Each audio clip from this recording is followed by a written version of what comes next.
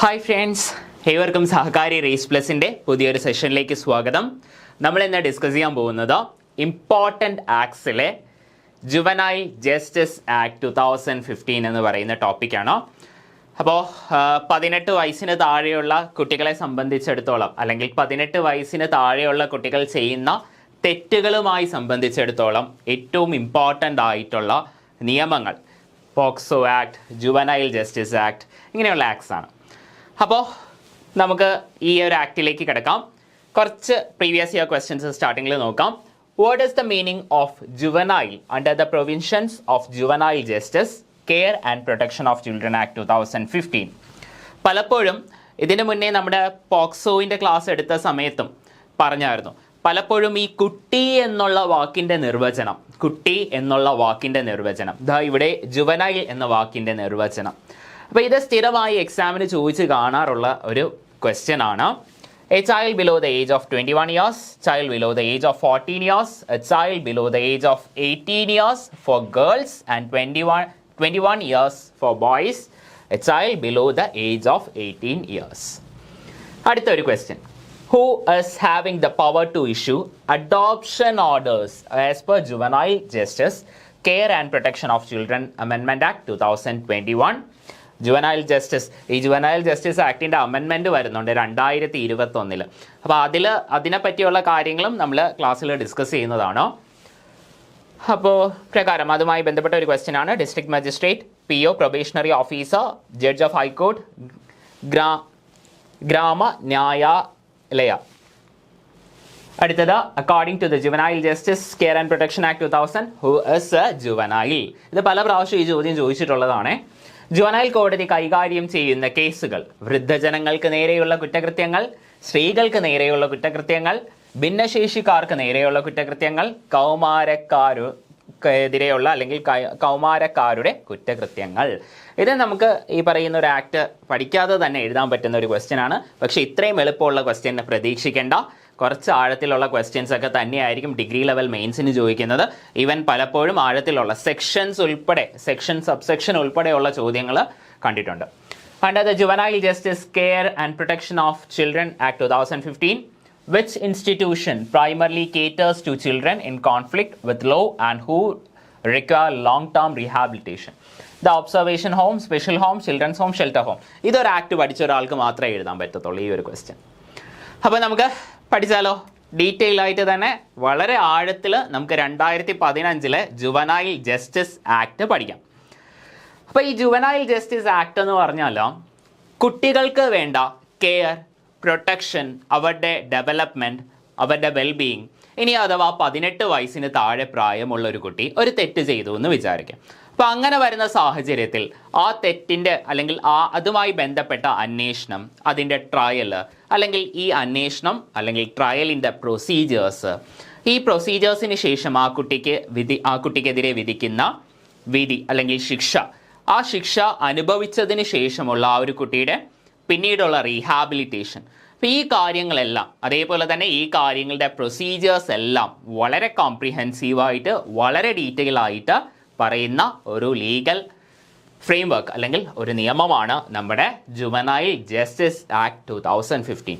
വളരെയേറെ ഇമ്പോർട്ടൻസ് ഉള്ള ഒരു ആക്ടാണ്. 18 വയസ്സിന് താഴെയുള്ള കുട്ടികളെ സംബന്ധിച്ചിടത്തോളം അല്ലെങ്കിൽ അവരുടെ ഒഫൻസുകളുമായി ബന്ധപ്പെട്ട ഏറ്റവും ഇമ്പോർട്ടൻ്റ് ആയിട്ടുള്ള ആക്ടുകളിൽ ഒന്നാണ് നമ്മുടെ ജുവനൈൽ ജസ്റ്റിസ് ആക്ട്.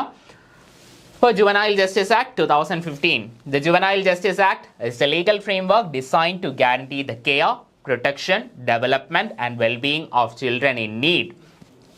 ഈ പറയുന്ന കുട്ടികളുടെ പറ്റി പറയുന്ന സമയത്ത് തന്നെ പല ക്ലാസിഫിക്കേഷൻസ് ഉണ്ട്. കുട്ടികൾ ചെയ്യുന്ന ഈ പറയുന്ന തെറ്റ് ചെയ്ത ഒരു കുട്ടീനെ പറ്റിയും അതേപോലെ തന്നെ വിക്ടിമായ ഒരു കുട്ടിയെ പറ്റിയും ആ പറയുന്ന രണ്ട് കാര്യങ്ങൾ അല്ലെങ്കിൽ ഈ രണ്ട് തരത്തിലുള്ള കുട്ടികളെ പറ്റിയുള്ള കാര്യങ്ങളും ഈ ഒരു ആക്ടിൽ വളരെ വ്യക്തമായി പറയുന്നുണ്ട്. Child in need as well as to address legal procedures regarding children who commit offences. 10 ചാപ്റ്ററുകളും അതേപോലെ തന്നെ 112 സെക്ഷൻസുമുള്ള നിയമമാണ് നമ്മുടെ ജുവനൈൽ ജസ്റ്റിസ് ആക്ട് 2015. 10 ചാപ്റ്ററുകളും 112 സെക്ഷൻസും. ചാപ്റ്ററിൻ്റെ എണ്ണവും സെക്ഷൻസിൻ്റെ എണ്ണവും ഒക്കെ ചോദിക്കാറുണ്ട്. അതേപോലെ തന്നെ സെക്ഷൻസിൻ്റെ പേരുകൾ, ചാപ്റ്ററിൻ്റെ പേരുകൾ എല്ലാം നമുക്ക് പഠിക്കേണ്ടതായി വരുന്നുണ്ട്. അപ്പോൾ ഇതിൻ്റെ നമ്മുടെ ഒരു ലെജിസ്ലേറ്റീവ് ജേർണി നമുക്ക് നോക്കാം. നമ്മുടെ ലോക്സഭയിലൂടെയും രാജ്യസഭയിലൂടെയും പോയ അല്ലെങ്കിൽ ഈ പറയുന്ന ലോക്സഭയിലും രാജ്യസഭയിലും പാസ്സാക്കിയ ഡേറ്റുകളും രാഷ്ട്രപതി ഒപ്പിട്ട ഡേറ്റും എല്ലാം നമുക്കൊന്ന് നോക്കാം. അപ്പം നമ്മുടെ ലോക്സഭയിൽ ഇത് പാസ്സായത് 2015 മെയ് 7-ാം തീയതിയാണ്. 2015 മെയ് 7-ാം തീയതിയാണ്. അതേപോലെ തന്നെ രാജ്യസഭ പാസ്സാക്കിയത് ഇതേ വർഷം 2015 ഡിസംബർ 22-ാം തീയതിയാണ്. ഡിസംബർ 22-ാം തീയതിയാണ്. പ്രസിഡന്റ് അതേ വർഷം തന്നെ 2015 ഡിസംബർ 31-ാം തീയതി, ഏറ്റവും അവസാനത്തെ ദിവസം ഡിസംബർ 31-ാം തീയതി അസെൻഡും നൽകുന്നുണ്ട്. തൊട്ടടുത്ത വർഷം 2016 ജനുവരി 15-ാം തീയതി നിയമം നിലവിൽ വരുന്നു. ജനുവരി 15-ാം തീയതി. അപ്പോൾ ലോക്സഭ പാസ്സാക്കുന്നത് 2015 മെയ് 7-ാം തീയതി, രാജ്യസഭ പാസ്സാക്കുന്നത് 2015 ഡിസംബർ 22-ാം തീയതി, നമ്മുടെ ഇന്ത്യൻ പ്രസിഡന്റ് അസെന്റ് നൽകുന്നത് അതേ വർഷം 2015 ഡിസംബർ 31-ാം തീയതി, നിലവിൽ വരുന്നത് തൊട്ടടുത്ത വർഷം 2016 ജനുവരി 15-ാം തീയതി. ഓർത്തു വെച്ചിരിക്കുക, ഈ ഡേറ്റ്സ് എല്ലാം ഓർത്തു വെച്ചിരിക്കുക. കുറേ ആക്ടുകൾ നമ്മൾ പഠിക്കുന്നുണ്ട്. അപ്പോൾ ഈ ആക്ടുകളുടെയൊക്കെ ഈ പറയുന്ന ലോക്സഭ പാസ്സാക്കിയ ഡേറ്റും രാജ്യസഭ പാസ്സാക്കിയ ഡേറ്റും ഒക്കെ നിങ്ങൾക്ക് അങ്ങോട്ടും ഇങ്ങോട്ടൊക്കെ കൺഫ്യൂഷൻ ആവുന്നതാണ്. സോ ഈ ഡേറ്റ്സ് നിങ്ങളൊരു നോട്ട് പാഡിൽ എന്തെങ്കിലും എഴുതി അല്ലെങ്കിൽ ഒരു സ്റ്റിക്കി നോട്ട്സിലാറ്റം എഴുതി നിങ്ങൾ പഠിക്കുന്ന ആ ഒരു സ്ഥലത്ത് പേസ്റ്റ് ചെയ്തെങ്ങാനും വെച്ചിട്ട് ദിവസവും ഈ ഡേറ്റ്സ് റിപ്പീറ്റ് ചെയ്യുക. കാരണം കുറേ ആക്ടുകളുണ്ട്. അപ്പം ഇതേപോലെയുള്ള ഒത്തിരി ഡേറ്റുകൾ വരുന്നുണ്ട്. അപ്പം മാറിപ്പോകരുത്. ജുവനൈൽ ജസ്റ്റിസ് അമെൻമെന്റ് ആക്ട് 2021. അപ്പോൾ 2021 നമ്മുടെ ഈ ജുവനൈൽ ജസ്റ്റിസ് ആക്ടിന് ഒരു ഭേദഗതി വന്നിട്ടുണ്ട്. അപ്പോൾ ഈ ഭേദഗതി വരുന്ന സമയത്ത് അത് പ്രസന്റ് ചെയ്യുന്നത് ആരായിരിക്കും? കുട്ടികളുമായി ബന്ധപ്പെട്ട ഒരു നിയമമാണല്ലോ ഇത്. അപ്പോൾ തന്നെ ഉറപ്പായും അത് പ്രസന്റ് ചെയ്യുന്നത് നമ്മുടെ വനിതാ ശിശു വികസന മന്ത്രി, നമ്മുടെ കേന്ദ്ര വനിതാ ശിശു വികസന മന്ത്രിയായ സ്മൃതി ഇറാനിയാണ്. നമ്മുടെ union minister for woman and child development ആയ അന്നത്തെ മിനിസ്റ്ററായ സ്മൃതി ഇറാനിയാണ് ഇത് പ്രസന്റ് ചെയ്യുന്നത്. ലോക്സഭ പാസ്സാക്കിയത് 2021 മാർച്ച് 24-ാം തീയതി. 2021 മാർച്ച് 24-ാം തീയതി. രാജ്യസഭ പാസ്സാക്കുന്നത് അതേ വർഷം 2021 ജൂലൈ 28-ാം തീയതി. അതേപോലെ തന്നെ ഇന്ത്യൻ പ്രസിഡന്റ് ഒപ്പിടുന്നത് 2021 ഓഗസ്റ്റ് 7-ാം തീയതി. അപ്പോൾ നമ്മുടെ ഈ 2015 ജുവനൈൽ ജസ്റ്റിസ് ആക്ട് 2021 ഭേദഗതി ചെയ്ത സമയത്ത് ധാരാളം സെക്ഷൻസിൽ നമ്മൾ പറഞ്ഞായിരുന്നു മൊത്തം 112ഓളം സെക്ഷൻസ് ഉള്ള നിയമമാണ് ജുവനൈൽ ജസ്റ്റിസ് ആക്ട് എന്ന് പറഞ്ഞായിരുന്നു.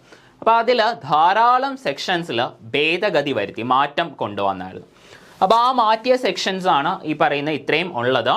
ഈ പറയുന്ന 2 മുതൽ കുറേ സെക്ഷൻസ് ഉണ്ട്, 2 മുതൽ 110 വരെയുള്ള ഇടയിൽ കുറേ സെക്ഷൻസ് എല്ലാം ഒന്നും തിരുത്തിയിട്ടില്ല. കുറച്ച് സെക്ഷൻസിൽ ഇത്രയോളം സെക്ഷൻസിൽ മാറ്റം വന്നിട്ടുണ്ട്.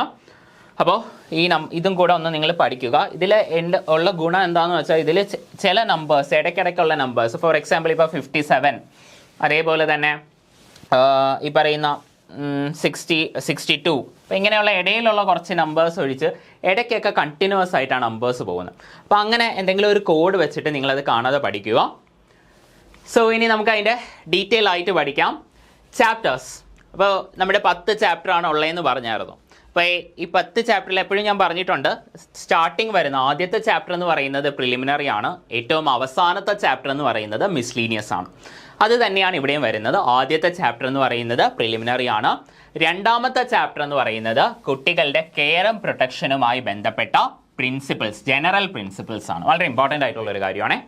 കുട്ടികളുടെ പ്രൊട്ടക്ഷനും കെയറുമായി ബന്ധപ്പെട്ട ജനറൽ പ്രിൻസിപ്പിൾസ് ആണ്. അല്ലെങ്കിൽ അതുമായി ബന്ധപ്പെട്ട സംസ്ഥാന സർക്കാരും കേന്ദ്ര സർക്കാരുകളും മറ്റ് ഏജൻസികളും ജുവനൈൽ ജസ്റ്റിസ് ബോർഡും നമ്മുടെ ചൈൽഡ് വെൽഫെയർ കമ്മിറ്റിയൊക്കെ പല കാര്യങ്ങൾ ചെയ്യും. പല നിയമങ്ങൾ ഉണ്ടാക്കുന്ന സമയത്തും പല പ്രോജക്ട്സ് ചെയ്യുന്ന സമയത്തും ഒക്കെ അവർ കൈക്കൊള്ളേണ്ട അല്ലെങ്കിൽ അവർ ഗൈഡ് ലൈൻ ആക്കേണ്ട പ്രിൻസിപ്പിൾസിനെ പറ്റിയാണ് ഈ രണ്ടാമത്തെ ചാപ്റ്ററിൽ പറയുന്നത്. ഇനി മൂന്നാമത്തെ ചാപ്റ്ററിൽ ജുവനൈൽ ജസ്റ്റിസ് ബോർഡ്, ഒത്തിരി നമുക്ക് പഠിക്കാനുണ്ട് കേട്ടോ ഈ ചാപ്റ്ററിനകത്ത്. ജുവനൈൽ ജസ്റ്റിസ് ബോർഡിനെ കുറിച്ചും പറയുന്നുണ്ട്.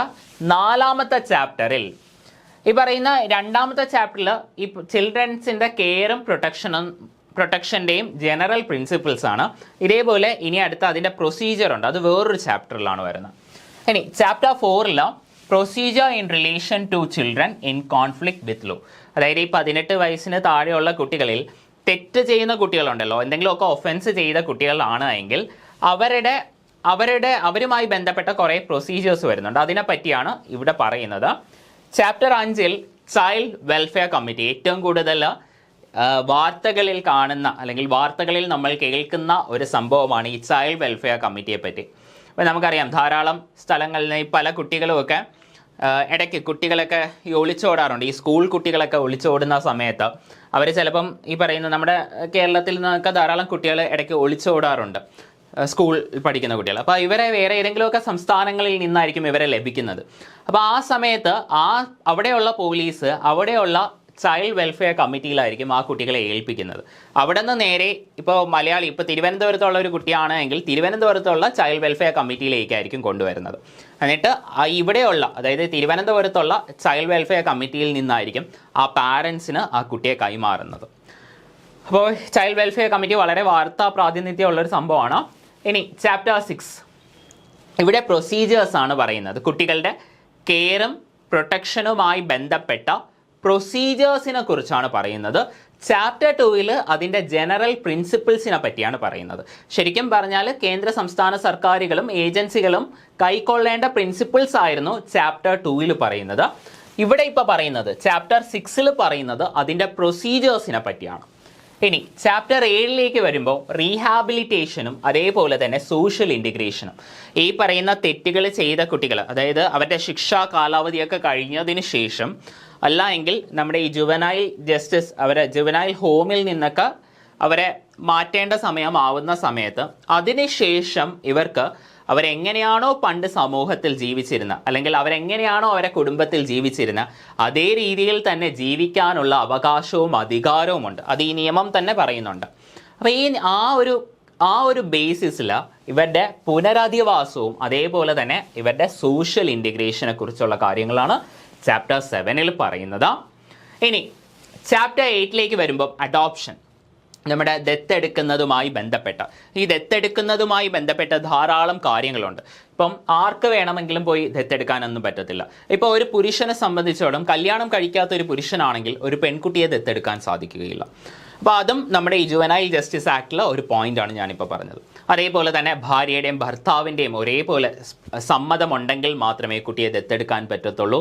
ആ ദത്തെടുക്കുന്ന ആൾക്കാർ ഒരു ഫിറ്റ് പേഴ്സൺ ആയിരിക്കണം, അതായത് സാമ്പത്തികമായും അതേപോലെ തന്നെ ആ കുട്ടിയെ ഉത്തരവാദിത്തം ഏറ്റെടുക്കുന്ന കുട്ടിയെ നോക്കാനുള്ള കഴിവും കാര്യപ്രാപ്തിയും ഒക്കെ ഉള്ള ആളായിരിക്കണം.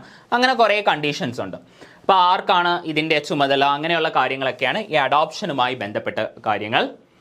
ഇനി ചാപ്റ്റർ 9 വരുമ്പോൾ അതർ ഒഫൻസസ് എഗെയിൻസ്റ്റ് ചിൽഡ്രൻ ആണ്. ഇനി ചാപ്റ്റർ 10 അവസാനത്തെ ചാപ്റ്ററിൻ്റെ പേരെന്തായിരിക്കും? നമ്മുടെ മിസ്ലീനിയസ്. ആദ്യത്തേത് പ്രിലിമിനറി, അവസാനത്തേത് മിസ്ലീനിയസ്. അപ്പോൾ ഇനി നമുക്ക് ഓരോ ചാപ്റ്റേഴ്സിൻ്റെ അകത്തും വളരെ ഡീറ്റെയിൽ ആയിട്ട് നമുക്ക് പഠിക്കാം. അപ്പോൾ എല്ലാ നിയമങ്ങളിലും ഉള്ളതുപോലെ തന്നെ ഏറ്റവും ആദ്യ ഭാഗത്ത് കാണപ്പെടുന്ന ഒന്നാണ് ഡെഫിനേഷൻസ്. ഇപ്പം നമ്മുടെ ജുവനൈൽ ജസ്റ്റിസ് ആക്ടിലാണെങ്കിലും സെക്ഷൻ 2 ഡെഫിനേഷൻസിനെ കുറിച്ച് പറയുന്നത്. അപ്പോൾ ഈ ഡെഫിനേഷൻസിൽ ഏറ്റവും കൂടുതൽ പരീക്ഷയ്ക്ക് ചോദിക്കുന്നത്, ഏറ്റവും കൂടുതലല്ല ഒരുവിധം പരീക്ഷയ്ക്ക് ചോദിക്കുന്നത് നമ്മുടെ ചൈൽഡുമായി ബന്ധപ്പെട്ട ക്വസ്റ്റ്യൻ ആണ്. പല എക്സാമിനും ആ ഒരു ക്വസ്റ്റ്യൻ ആണ് ഏറ്റവും കൂടുതൽ കണ്ടിട്ടുള്ളത്. ഇപ്പോൾ നമ്മുടെ ഇവിടുത്തെ ഡെഫിനേഷൻസിൽ ചൈൽഡ് മാത്രമല്ല, ഈ ഒരു ആക്ടിൽ വരുന്ന എല്ലാ ഇമ്പോർട്ടൻറ്റ് ഡെഫിനേഷൻസും നമ്മളിതിൽ കൊടുത്തിട്ടുണ്ട്.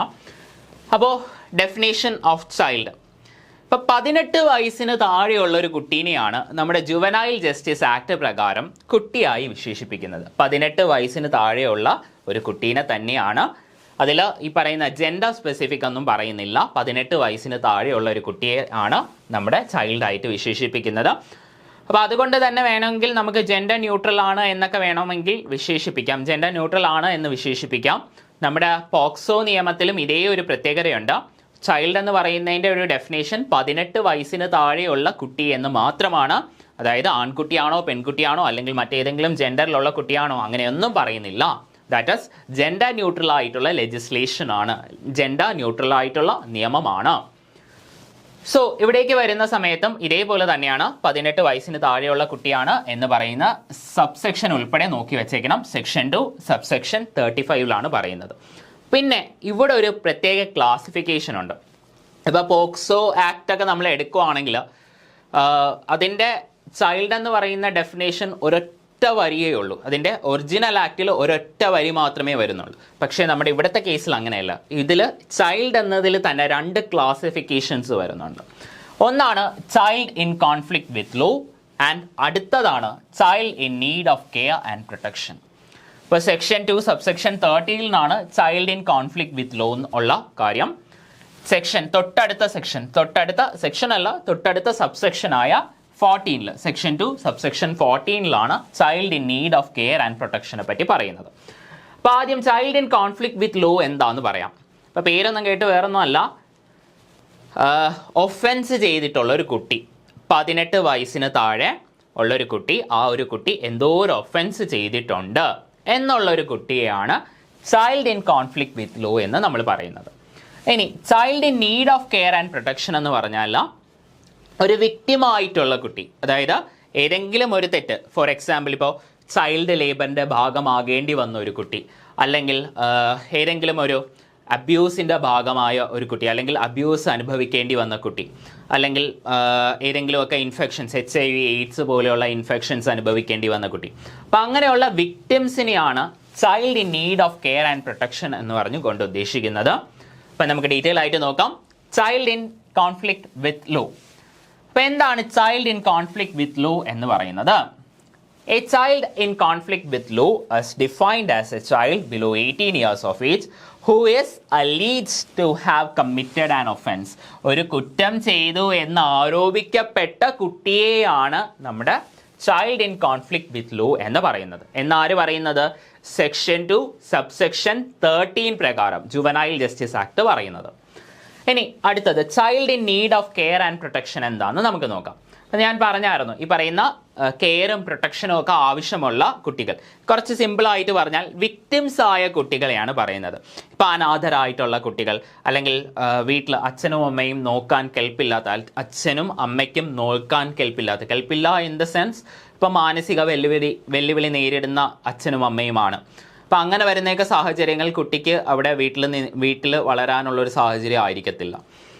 അപ്പോൾ എന്തൊക്കെയാണ് അതിൻ്റെ എക്സാമ്പിൾസ് നമുക്ക് നോക്കാം. ഈ ഒരു കാറ്റഗറിയിൽ ഓർഫൻസ്, അതേപോലെ തന്നെ വീടില്ലാത്ത കുട്ടികൾ, സ്ട്രീറ്റ് ചിൽഡ്രൻ, അബാൻഡൻഡ് ചിൽഡ്രൻ, അതേപോലെ തന്നെ child labours, victims of sexual abuse, അതേപോലെ തന്നെ children forced into prostitution, children used for begging, HIV infected children, children using drugs or intoxicating substance, and children facing physical or mental challenges. അപ്പോൾ ഈ കുട്ടികൾക്കൊക്കെയാണ് ശരിക്കും പറഞ്ഞാൽ എന്ത് വേണ്ടത്? കെയറും പ്രൊട്ടക്ഷനും വേണ്ടത്. അപ്പോൾ ഇങ്ങനെയുള്ള കുട്ടികളുടെ ഇങ്ങനെയുള്ള ഒരു കാറ്റഗറി ഉണ്ടല്ലോ. അപ്പോൾ ഈ ഒരു കാറ്റഗറിയാണ് രണ്ടാമത്തെ ക്ലാസിഫിക്കേഷൻ. ഓക്കെ, അപ്പോൾ ചൈൽഡ് എന്ന് പറയുന്നതിൻ്റെ ഒരു ഡെഫിനേഷനാണ് നമ്മൾ ഇത്രയും നേരം പറഞ്ഞത്. ഇനി അടുത്തതാണ് ജുവനൈൽ ജസ്റ്റിസ് ബോർഡും ചൈൽഡ് വെൽഫെയർ കമ്മിറ്റി. ശരിക്കും പറഞ്ഞാൽ ഈ 2 സാധനങ്ങളും വളരെ ഇമ്പോർട്ടൻ്റ് ആയിട്ടുള്ള 2 കാര്യങ്ങളാണ് നമ്മുടെ ഈ ജുവനൈൽ സിസ്റ്റവുമായി ബന്ധപ്പെട്ട്, അല്ലെങ്കിൽ ജുവനൈൽ ജസ്റ്റിസ് സിസ്റ്റവുമായി ബന്ധപ്പെട്ട് ഏറ്റവും ഇമ്പോർട്ടൻ്റ് ആയിട്ടുള്ള 2 ബോഡീസ് ഏതാണെന്ന് ചോദിച്ചാൽ അതിൻ്റെ ഉത്തരം എന്ന് പറയുന്നത് നമ്മുടെ ജുവനൈൽ ജസ്റ്റിസ് ബോർഡും അതേപോലെ തന്നെ CWC ചൈൽഡ് വെൽഫെയർ കമ്മിറ്റിയുമാണ്. എല്ലാ ജില്ലകൾ തോറും ഉള്ള ഒരു 2 ബോഡീസാണിത്. Are established systems that operate in all districts to work for children who require care and protection. ഇനി ചൈൽഡ് വെൽഫെയർ കമ്മിറ്റി എന്താണ് എന്ന് നമുക്ക് നോക്കാം. ചൈൽഡ് വെൽഫെയർ കമ്മിറ്റി എന്താണെന്ന് വെച്ചാൽ, ഇപ്പം ഞാൻ തുടക്കത്തിൽ ഒരു എക്സാമ്പിൾ പറഞ്ഞായിരുന്നു. നമ്മുടെ ഈ കേരളത്തിൽ നിന്നൊക്കെ നമ്മുടെ സ്കൂൾ കുട്ടികളൊക്കെ ഇടയ്ക്ക് ഒളിച്ചോടാറുണ്ട്, വേറെ എങ്ങോട്ടെങ്കിലുമൊക്കെ ഒളിച്ചോടുന്ന സമയത്തൊക്കെ പിന്നീട് അവരെ തിരിച്ച് കൊണ്ടുവന്ന് അവരെ പാർപ്പിക്കുന്നത്, അതേപോലെ തന്നെ തിരിച്ച് പാരൻസിൻ്റെ കയ്യിൽ കൈമാറുന്നത് ആ സമയത്ത്, അല്ലെങ്കിൽ അതിൻ്റെ ഇടയിലുള്ള സമയങ്ങളിലൊക്കെ ചൈൽഡ് വെൽഫെയർ കമ്മിറ്റിയുടെ നേതൃത്വത്തിലായിരിക്കും ഈ കുട്ടികളെ സുരക്ഷിതമായ ഒരു സ്ഥലത്ത് പാർപ്പിക്കുന്നത്, അല്ലെങ്കിൽ ചൈൽഡ് വെൽഫെയർ കമ്മിറ്റിയിലായിരിക്കും, അല്ലെങ്കിൽ അതിൻ്റെ ഒരു ഓഫീസ് അല്ലെങ്കിൽ അതിൻ്റെ ഒരു ഷെൽട്ടറിലായിരിക്കും ഈ കുട്ടിയെ താമസിപ്പിക്കുന്നത്. അപ്പോൾ അതാണ് ഒരു കാര്യം. അതായത് കെയറും പ്രൊട്ടക്ഷനും ആവശ്യമുള്ള കുട്ടികൾക്ക് അത് നൽകുക, അതാണ് ആദ്യത്തെ ഫങ്ഷൻസിൽ ഒരെണ്ണം എന്ന് പറയുന്നത്. CWC primarily purpose of the child welfare committee is to cater specifically to children who are in need of care and protection. ഇത് മാത്രമല്ല, വേറെ ധാരാളം ഫങ്ഷൻസ് നമ്മുടെ ചൈൽഡ് വെൽഫെയർ കമ്മിറ്റിക്കുണ്ട്. അത് നമ്മൾ വരുന്ന സ്ലൈഡ്സിൽ വളരെ വളരെ ഡീറ്റെയിൽ ആയിട്ട് അതിൻ്റെ എല്ലാ പവേഴ്സും എല്ലാ ഫങ്ഷൻസും അവരുടെ എല്ലാ റെസ്പോൺസിബിലിറ്റീസും നമ്മൾ ക്ലാസ്സിൽ ഡിസ്കസ് ചെയ്യുന്നതാണ്. ഇനി after care, after care section 2 subsection 5. നമ്മുടെ ഈ 18 വയസ്സ് വരെയുള്ള കുട്ടികളുടെ കാര്യം മാത്രമല്ല കേട്ടോ നമ്മുടെ ജുവനൈൽ ജസ്റ്റിസ് ആക്ട് നോക്കുന്നത്. ഈ 18 വയസ്സിന് ശേഷവും കുട്ടികളുടെ കുറച്ച് കാര്യങ്ങൾക്ക് അവർ ശ്രദ്ധ നൽകുന്നുണ്ട്. ഇപ്പോൾ ഫോർ എക്സാമ്പിൾ, ഇപ്പോൾ ഒരു കുട്ടി 18 വയസ്സിന് താഴെയുള്ളൊരു കുട്ടി തെറ്റ് ചെയ്തു. അപ്പോൾ ആ ഒരു കുട്ടിയെ ജുവനൈൽ ജസ്റ്റിസ് ഹോമിലായിരിക്കും പാർപ്പിക്കുന്നത്.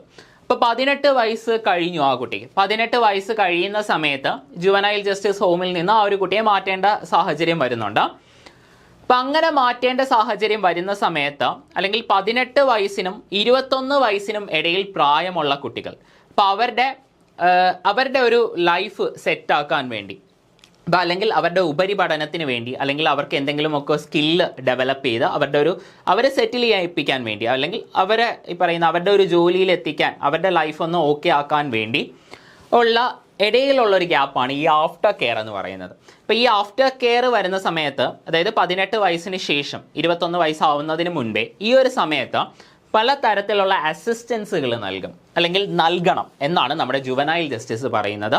ഫിനാൻഷ്യൽ അസിസ്റ്റൻസ് ഉൾപ്പെടെയുള്ള കാര്യങ്ങൾ നൽകണം. കാരണം ഇവർക്ക് ഒന്നെങ്കിൽ ജോലി എന്തെങ്കിലും ലഭിക്കാൻ വേണ്ടി, അല്ലെങ്കിൽ ഉപരിപഠനം, അല്ലെങ്കിൽ ജോലി പോലെയുള്ള കാര്യങ്ങൾ, അല്ലെങ്കിൽ ഇവരുടെ ഒരു സ്കില്ല് ഡെവലപ്പ് ചെയ്ത് എന്തെങ്കിലും ഒരു വരുമാന മാർഗത്തിലേക്കൊക്കെ എത്തിക്കുക. അതുവഴി അവരുടെ സമൂഹത്തിൽ വീണ്ടും അവരെ പുനരധിവസിപ്പിക്കുക, അവരുടെ സോഷ്യൽ ഇൻറ്റിഗ്രേഷൻ പോലെയുള്ള കാര്യങ്ങളാണ് ആഫ്റ്റർ കെയർ കൊണ്ട് ഉദ്ദേശിക്കുന്നത്. നമുക്കിനി അടുത്ത വേർഡിങ്സിലേക്ക് ഒന്ന് നോക്കാം. അപ്പോൾ സെക്ഷൻ 2 സബ്സെക്ഷൻ 5 ആഫ്റ്റർ കെയറിനെ കുറിച്ച് പരാമർശമുള്ളത്. After care is a system establish to help young people achieve self sufficiency once they have completed 18 years of age. ഈ 18 വയസ്സായതിനു ശേഷമുള്ള കാര്യമാണ് പറയുന്നത്. നമ്മുടെ ജുവനൈൽ ജസ്റ്റിസ് ഹോമുകളിൽ 18 വയസ്സിന് താഴെയുള്ള കുട്ടികളെയാണ് താമസിപ്പിക്കുന്നത്. അപ്പോൾ അതിന് ശേഷം വരുമ്പോൾ 18 വയസ്സ് തികഞ്ഞ കുട്ടികളുടെ കേസാണ് ഈ ആഫ്റ്റർ കെയർ പറയുന്നത്. But not have turned 21. Financial assistance is provided to individuals in this group. അപ്പോൾ ഈ ഒരു ഗ്രൂപ്പിൽപ്പെട്ട ആൾക്കാർക്ക് ഫിനാൻഷ്യൽ അസിസ്റ്റൻസ് നൽകും. അതേപോലെ തന്നെ സ്കിൽ ട്രെയിനിങ്സ് നൽകും. അവർക്ക് എന്തെങ്കിലും ജോലിയൊക്കെ ആവാൻ വേണ്ടി സ്കിൽ ട്രെയിനിങ്സ് നൽകും. അപ്പം അങ്ങനെയുള്ള കാര്യങ്ങളാണ് ആഫ്റ്റർ കെയർ എന്ന് പറയുന്നത്. ശരിക്കും പറഞ്ഞാൽ ഈ പറയുന്ന ജുവനൈൽ ജസ്റ്റിസ് എന്ന് പറയുമ്പം കുട്ടികൾ ചെയ്യുന്ന തെറ്റുകളും അതിൻ്റെ ശിക്ഷയും പറ്റി മാത്രമല്ല, ഈ കുട്ടിയുടെ പിന്നീടുള്ള പുനരധിവാസം ഉൾപ്പെടെയുള്ള കാര്യങ്ങളും അതിൻ്റെ പ്രൊസീജിയേഴ്സ് ഉൾപ്പെടെ പറയുന്ന ഒരു നിയമമാണ് നമ്മുടെ ജുവനൈൽ ജസ്റ്റിസ് ആക്ട്. ഇനി അടുത്ത ഒരു യൂണിറ്റ് ആണ്, ഡെഫിനേഷൻസിൻ്റെ ഭാഗമായിട്ട് വരുന്നതാണ് ഇതെല്ലാം. സെക്ഷൻ 2 എന്ന് പറയുമ്പോൾ ഡെഫിനേഷൻസ് ആണ്. സെക്ഷൻ 2 സബ്സെക്ഷൻ 26 പറയുന്ന വേറൊരു ഡെഫിനേഷനാണ് district child protection unit. District child protection unit. അപ്പോൾ this system is constituted by the state government under section 106. നമ്മുടെ ജുവനൈൽ ജസ്റ്റിസ് ആക്ടിലെ 106ാമത്തെ സെക്ഷൻ്റെ ബേസിസിലാണ് സംസ്ഥാന സർക്കാർ ജില്ലാ ചൈൽഡ് പ്രൊട്ടക്ഷൻ യൂണിറ്റ് സ്ഥാപിക്കുന്നത്. അപ്പോൾ ഇതിൻ്റെ ചെയർമാൻ അല്ലെങ്കിൽ ഇതിൻ്റെ ചെയർപേഴ്സൺ ആയിട്ടുള്ളത് നമ്മുടെ ജില്ലാ കളക്ടർ കൂടെ ആയിട്ടുള്ള ഡിസ്ട്രിക്ട് മജിസ്ട്രേറ്റ് ആണ്. എല്ലാ ജില്ലകളിലും ഓപ്പറേറ്റ് ചെയ്യുന്നുണ്ട്. ഡിസ്ട്രിക്ട് ചൈൽഡ്, നമുക്ക് ആ പേരിൽ നിന്ന് തന്നെ അറിയാവുന്ന കാര്യമാണ്. District child protection unit operates in every district and the district magistrate serves as it's chairman. ഇപ്പം ജില്ലാ ഭരണകൂടത്തിൻ്റെ തലവനായിട്ടുള്ള ജില്ലാ കളക്ടർ തന്നെയാണ് ഇതിൻ്റെയും ചെയർമാൻ. ഒട്ടുമിക്ക ജില്ലയിൽ ഈ ഡിസ്ട്രിക്റ്റിൽ ബേസ് ചെയ്ത് വരുന്ന എല്ലാ കമ്മീഷൻസിൻ്റെയും എല്ലാ കമ്മിറ്റികളുടെയും ചെയർമാൻ എന്ന് പറയുന്നത് ഡിസ്ട്രിക്ട് മജിസ്ട്രേറ്റ് അല്ലെങ്കിൽ ഡിസ്ട്രിക്ട് കളക്ടർ തന്നെയാണ് കേട്ടോ. ജില്ല ബേസ് ചെയ്ത് വരുന്ന ഒട്ടുമിക്ക 90% കമ്മിറ്റീസിൻ്റെയും ചെയർപേഴ്സൺ എന്ന് പറയുന്നത് ജില്ലാ ഭരണകൂടത്തിൻ്റെ തലവനായ ഡിസ്ട്രിക്ട് കളക്ടർ അഥവാ ഡിസ്ട്രിക്ട് മജിസ്ട്രേറ്റ് തന്നെയാണ്. ഡിസ്ട്രിക്ട് കളക്ടർ തന്നെയാണ് district magistrate. Executive district magistrate ആണ്. ഇനി അടുത്തത് എന്താണ് ഫിറ്റ് ഫെസിലിറ്റീസ്. ഫിറ്റ് ഫെസിലിറ്റി, ഇപ്പം നമ്മുടെ ഈ കുട്ടികളെ താമസിപ്പിക്കണമെന്ന് പറഞ്ഞായിരുന്നല്ലോ, ഈ തെറ്റ് ചെയ്ത കുട്ടികളെ താമസിപ്പിക്കണം. അപ്പോൾ അങ്ങനെ അവരെ മാത്രമല്ല, ഇനിയും കുറേ കാര്യങ്ങളും കൂടെ ഉണ്ട്. അപ്പോൾ തെറ്റ് ചെയ്ത കുട്ടികളാണെങ്കിൽ അവരെ താമസിപ്പിക്കണം. അവരെ താമസിപ്പിക്കുന്ന സമയത്ത് അപ്പോൾ അവർക്ക് വേണ്ട basic needs, clothing, shelter, food, ഈ കാര്യങ്ങളെല്ലാം പ്രൊവൈഡ് ചെയ്യാനുള്ള ഒരു സാഹചര്യം വേണ്ടേ, അല്ലെങ്കിൽ അതിൻ്റെ ഉള്ളൊരു ഫെസിലിറ്റി വേണ്ടേ. അപ്പം അങ്ങനെയുള്ളൊരു സ്ഥാപനത്തിനെയാണ് ഫിറ്റ് ഫെസിലിറ്റീസ് എന്ന് പറയുന്നത്. അല്ലെങ്കിൽ ഇപ്പോൾ വിക്ടിമായിട്ടുള്ള കുട്ടികൾ, ഈ വിക്ടിമായിട്ടുള്ള കുട്ടികൾക്കും ഇതേ കാര്യങ്ങൾ വേണം. ഷെൽട്ടറും അവരുടെ ബേസിക് നീഡ്സായ ആഹാരം, വെള്ളം, ഇങ്ങനെയുള്ള കാര്യങ്ങൾ, ക്ലോത്തിങ്, ഈ കാര്യങ്ങളെല്ലാം പ്രൊവൈഡ് ചെയ്യാൻ പറ്റുന്ന ഒരു സ്ഥാപനത്തിന് അല്ലെങ്കിൽ ഒരു ഏജൻസീനെയാണ് നമുക്ക് ഫിറ്റ് ഫെസിലിറ്റി എന്ന് പറയുന്നത്. ഇത് ഗവൺമെൻറ് സ്ഥാപനവും ആവാം, അതേപോലെ തന്നെ നോൺ ഗവൺമെൻറ്റൽ ഓർഗനൈസേഷൻ ആവാം, അല്ലെങ്കിൽ ഏതെങ്കിലും പ്രൈവറ്റ് സ്ഥാപനം ആവാം. ഇപ്പോൾ ധാരാളം അനാഥാലയങ്ങളൊക്കെ വരുന്നുണ്ട്, അപ്പോൾ അതും എല്ലാം ഇതിൻ്റെ ഭാഗമായിട്ട് വരുന്നതാണ്. അപ്പോൾ facility run by government institution, registered voluntary organisation, ഒന്നെങ്കിൽ അത് ഒരു സർക്കാർ ഇൻസ്റ്റിറ്റ്യൂട്ട് ആവാം, ഒരു സർക്കാരിൻ്റെ ഒരു സ്ഥാപനം ആവാം, അല്ലെങ്കിൽ ഒരു വോളണ്ടറി ഓർഗനൈസേഷൻ, രജിസ്റ്റേർഡ് ആയിരിക്കണം കേട്ടോ. ഇങ്ങനെ കുറേ കാര്യങ്ങളുണ്ട്. ഈ കുട്ടികളുമായി ബന്ധപ്പെട്ട അവരെ താമസിപ്പിക്കുകയൊക്കെ ചെയ്യുന്ന സമയത്ത് പറയുന്ന അനാഥാലയങ്ങൾ പോലെയുള്ള കാര്യങ്ങളൊക്കെ പ്രോപ്പറായിട്ട് രജിസ്റ്റേർഡ് ആയിരിക്കണം. ഇപ്പം നമുക്കറിയാം FCRA നിയമമൊക്കെ ഇപ്പോൾ ഇടയിൽ വാർത്തകളിൽ ഭയങ്കരമായി വന്നിട്ടുള്ള ഒരു കാര്യമാണ് FCRA ആക്ട് ഒക്കെ. അപ്പോൾ ഈ പറയുന്ന നമ്മുടെ ഈ ചാരിറ്റബിൾ ഓർഗനൈസേഷൻസ് അതിൻ്റെ ഫണ്ടിങ് ഒക്കെ നിയന്ത്രിക്കാൻ വേണ്ടി കൊണ്ടുവന്ന ഒരു നിയമമാണ് FCRA ആക്ട്. അപ്പോൾ A registered voluntary organisation or A non governmental organisation that is prepared to temporarily take responsibility for a specific child for a specific purpose. അതായത് ഒരു കുട്ടിയുടെ ഉത്തരവാദിത്തം ടെമ്പററി ആയിട്ട് ഏറ്റെടുക്കാൻ കഴിവുള്ള ഒരു സ്ഥാപനത്തിനെയാണ് നമുക്ക് ഫിറ്റ് ഫെസിലിറ്റി എന്ന് പറയാൻ സാധിക്കുന്നത്. ഗവൺമെൻറ് സ്ഥാപനമാവാം, ഒരു രജിസ്റ്റേർഡ് വോളണ്ടറി ഓർഗനൈസേഷൻ ആവാം, ഈ പറയുന്ന കണക്ക്, അല്ലെങ്കിൽ ഒരു നോൺ ഗവൺമെൻറ്റൽ ഓർഗനൈസേഷൻ ആവാം. ഇനി അടുത്തത് ഫിറ്റ് പേഴ്സൺ എന്താണ് എന്ന്. സെക്ഷൻ 2 സബ്സെക്ഷൻ 28 ഫിറ്റ് പേഴ്സണിനെ കുറിച്ച് പറയുന്നത്. ഫിറ്റ് പേഴ്സൺ എന്ന് പറഞ്ഞാൽ വേറൊന്നുമല്ല, ഫിറ്റ് പേഴ്സൺ മീൻസ് ഈ പറയുന്ന കാര്യം, അതായത് നമ്മുടെ ഒരു കുട്ടിയെ ഏറ്റെടുക്കാൻ പറ്റുന്ന, അല്ലെങ്കിൽ ഒരു കുട്ടീനെ റെസ്പോൺസിബിലിറ്റി ഏറ്റെടുക്കാൻ പറ്റുന്ന ഒരു വ്യക്തി, ആ ഒരു വ്യക്തിനെയാണ് ഫിറ്റ് പേഴ്സൺ എന്ന് പറയുന്നത്. കുറച്ചുകൂടെ ഡീറ്റെയിൽ ആയിട്ട് പറഞ്ഞാൽ, ഒരു കുട്ടിയെ ഏറ്റെടുക്കുന്ന സമയത്ത് ആ കുട്ടിക്ക് വേണ്ട ബേസിക് നീഡ്സ് എല്ലാം പ്രൊവൈഡ് ചെയ്യാൻ പറ്റുന്ന, അതിന് കേപ്പബിൾ ആയിട്ടുള്ള, ഫിനാൻഷ്യലി കേപ്പബിൾ ആയിട്ടുള്ള, നല്ല വ്യക്തിത്വമുള്ള, ഒരു സൗണ്ട് ആയിട്ടുള്ള ഒരു വ്യക്തിനെയാണ് നമുക്ക് ഫിറ്റ് പേഴ്സൺ എന്ന് പറയാൻ സാധിക്കുന്നത്. Any individual who is prepared to take responsibility for a child for a specific purpose is referred to as a fit person or a suitable person. അപ്പോൾ ഇതിൽ ഒത്തിരി കാര്യങ്ങൾ വരുന്നുണ്ട്. ഈ ഒരു വ്യക്തി പറയുന്ന മനുഷ്യാവകാശ ലംഘനങ്ങൾ ഉള്ള ഒരു വ്യക്തി ആകരുത്. അതേപോലെ തന്നെ ചൈൽഡ് റൈറ്റ്സ് ഹനിക്കുന്ന തരത്തിലുള്ള ഒരു തെറ്റുകളും ചെയ്തിട്ടുള്ള ഒരു വ്യക്തി ആവരുത്. അങ്ങനെയുള്ള കുറേ കണ്ടീഷൻസും കാര്യങ്ങളൊക്കെ ഉണ്ട്. അതേപോലെ തന്നെ ഫിനാൻഷ്യലി കേപ്പബിൾ ആയിട്ടുള്ള ഒരു വ്യക്തി ആയിരിക്കണം, പാപ്പരായിരിക്കരുത്. അപ്പം അങ്ങനെയുള്ള കാര്യങ്ങളൊക്കെ വരുന്നുണ്ട് ഫിറ്റ് പേഴ്സണിൽ. ഇനി അടുത്തത് പ്രൊബേഷൻ ഓഫീസർ. പ്രൊബേഷൻ ഓഫീസർ എന്താന്ന് പറഞ്ഞാൽ, ശരിക്കും നമ്മുടെ ഒരു നിയമമുണ്ട് 1958 പ്രൊബേഷൻ ഓഫ് ഒഫൻഡേഴ്സ് ആക്ട്. ഈ പ്രൊബേഷൻ ഓഫ് ഒഫൻഡേഴ്സ് ആക്ട് എന്താണെന്നും കൂടെ പറയാം. ഈ പ്രൊബേഷൻ ഓഫ് ഒഫൻഡേഴ്സ് ആക്ട് എന്ന് പറയുന്നത് ഈ ആദ്യമായി തെറ്റ് ചെയ്ത ആൾക്കാർ, അതേപോലെ തന്നെ മൈനർ ആയിട്ടുള്ള ആൾക്കാർ. അപ്പോൾ ഇവർ ചിലപ്പോൾ നല്ല സ്വഭാവമായിരിക്കാം, ചിലപ്പോൾ അറിയാതെ സംഭവിച്ച ഒരു തെറ്റായിരിക്കാം. അപ്പം അങ്ങനെയൊക്കെയുള്ള കുറേ കണ്ടീഷൻസും കേസൊക്കെ വരാറുണ്ടല്ലോ. അപ്പം അങ്ങനെയുള്ള കണ്ടീഷൻസ് വരുന്ന സമയത്ത് മെയിനായിട്ട് 2 ക്ലാസിഫിക്കേഷനാണ്. ഒന്നെങ്കിൽ മൈനർ ആയിട്ടുള്ള വ്യക്തി, അല്ല എങ്കിൽ ആദ്യമായി തെറ്റ് ചെയ്ത വ്യക്തി, അറിഞ്ഞുകൊണ്ടല്ലാതെ ആദ്യമായി അറിയാതെ ആദ്യമായിട്ട് ചെയ്ത ഒരു തെറ്റ്. അപ്പം അങ്ങനെയുള്ള വ്യക്തികൾ, അതായത് ബാക്കി എല്ലാവരുടെ ഭാഗത്തു നിന്നും നല്ല അഭിപ്രായമുള്ള വ്യക്തികൾ, അപ്പം അങ്ങനെയുള്ള ആൾക്കാരാണ് തെറ്റ് ചെയ്തതെങ്കിൽ ആ ഒരു ആൾക്കാരെ ജയിലിലേക്ക് പറഞ്ഞു വിടാതെ അവർക്ക് ഒരു ശിക്ഷയിൽ ഇളവ് നൽകുന്ന, അല്ലെങ്കിൽ ശിക്ഷ കൊടുക്കാതിരിക്കുന്ന ഒരു നിയമമാണ് ശരിക്കും പറഞ്ഞാൽ probation of offenders act 1958. Probation of offenders act 1958. അപ്പോൾ 2 ക്ലാസിഫിക്കേഷൻസ് ആണ് അതിൽ വരുന്ന. ഒന്നെങ്കിൽ മൈനർ ആയിട്ടുള്ള ആൾക്കാർ, അതായത് 18 വയസ്സിന് താഴെയുള്ള കുട്ടികൾ, അല്ല എങ്കിൽ ആദ്യമായി തെറ്റ് ചെയ്ത ആൾക്കാർ. അപ്പോൾ ഇവരെ ജയിലിലേക്ക് പറഞ്ഞു വിടാതിരിക്കാൻ വേണ്ടിയുള്ള ഒരു നിയമമാണ് നമ്മുടെ പ്രൊബേഷൻ ഓഫ് ഒഫൻഡേഴ്സ് ആക്ട്. അപ്പോൾ ഇതിൻ്റെ ബേസിസിൽ നമ്മുടെ സംസ്ഥാന സർക്കാർ അപ്പോയിന്റ് ചെയ്യുന്ന ഒരു ഓഫീസറാണ് പ്രൊബേഷൻ ഓഫീസർ. സെക്ഷൻ 2 സബ്സെക്ഷൻ 48 ഈ പ്രൊബേഷൻ ഓഫീസറിനെ പറ്റി പറയുന്നത്. അല്ല എങ്കിൽ നമ്മുടെ സംസ്ഥാന സർക്കാർ ജില്ലാ ചൈൽഡ് പ്രൊട്ടക്ഷൻ യൂണിറ്റിൻ്റെ കീഴിൽ അപ്പോയിന്റ് ചെയ്യുന്ന ഒരു ലീഗൽ പ്രൊബേഷൻ ഓഫീസറാണ് നമ്മുടെ പ്രൊബേഷൻ ഓഫീസർ എന്നാണ് നമ്മുടെ ജുവനൈൽ ജസ്റ്റിസ് ആക്ട് പറയുന്നത്. ഇനി special juvenile police unit section 2 subsection 5 എല്ലാ ജില്ലകളിലും, അല്ല അതിന് ആദ്യം ഇവിടുത്തെ കേസ് തന്നെ പറയാം. ഇപ്പോൾ ശരിക്കും പറഞ്ഞാൽ എല്ലാ ഫോഴ്സുകളിലും ഒരു സ്പെഷ്യൽ ജുവനൈൽ പോലീസ് യൂണിറ്റ് സ്ഥാപിച്ചിരിക്കണം. 18 വയസ്സിന് താഴെയുള്ള കുട്ടികളുമായി ബന്ധപ്പെട്ട ഒഫൻസുകളിനെ പറ്റിയുള്ള അന്വേഷണം നടത്താനും അതുമായി ബന്ധപ്പെട്ട എവിഡൻസ് കളക്ഷൻ പോലെയുള്ള കാര്യങ്ങൾക്ക്, അതേപോലെ തന്നെ ചോദ്യം ചെയ്യൽ, ഇങ്ങനെയൊക്കെയുള്ള കാര്യങ്ങൾക്കൊക്കെ വേണ്ടിയുള്ള ഒരു യൂണിറ്റ് എല്ലാ ഫോഴ്സുകളിലും ഉണ്ടായിരിക്കണം. ഇപ്പം നമ്മുടെ കേരള പോലീസിലൊക്കെ എടുക്കുകയാണെങ്കിൽ എല്ലാ ജില്ലാ തലത്തിലുമുണ്ട്. എല്ലാ ജില്ലകളിലും സ്പെഷ്യൽ ജുവനൈൽ പോലീസ് യൂണിറ്റ് ഉണ്ട്. ഒരു ACP അല്ലെങ്കിൽ DYSP റാങ്കിൽ ഉള്ള ഒരു ഉദ്യോഗസ്ഥൻ ഹെഡ് ചെയ്യുന്ന സ്പെഷ്യൽ ജുവനൈൽ പോലീസ് യൂണിറ്റ് നമ്മുടെ കേരളത്തിലെ എല്ലാ ജില്ലകളിലും കേരള പോലീസ് സ്ഥാപിച്ചിട്ടുണ്ട്. എല്ലാ ഫോഴ്സുകളിലും ഇതുണ്ടാവണം. ഇപ്പോൾ ഇതെവിടെ പറയുന്നുണ്ട്, റെയിൽവേ പോലീസ് ഉൾപ്പെടെയുള്ള എല്ലാ ഫോഴ്സുകളിലും ഉണ്ടായിരിക്കണം. ഒന്നെങ്കിൽ ഡിസ്ട്രിക്ട് ലെവൽ അല്ലെങ്കിൽ സിറ്റി ലെവലിൽ. നമ്മുടെ കേരള പോലീസ് ആണെങ്കിൽ ഡിസ്ട്രിക്ട് ലെവലിൽ ഇത് സ്ഥാപിച്ചിട്ടുണ്ട്. ഇപ്പോൾ unit of the police force of A district or A city or any other police unit such as the railway police.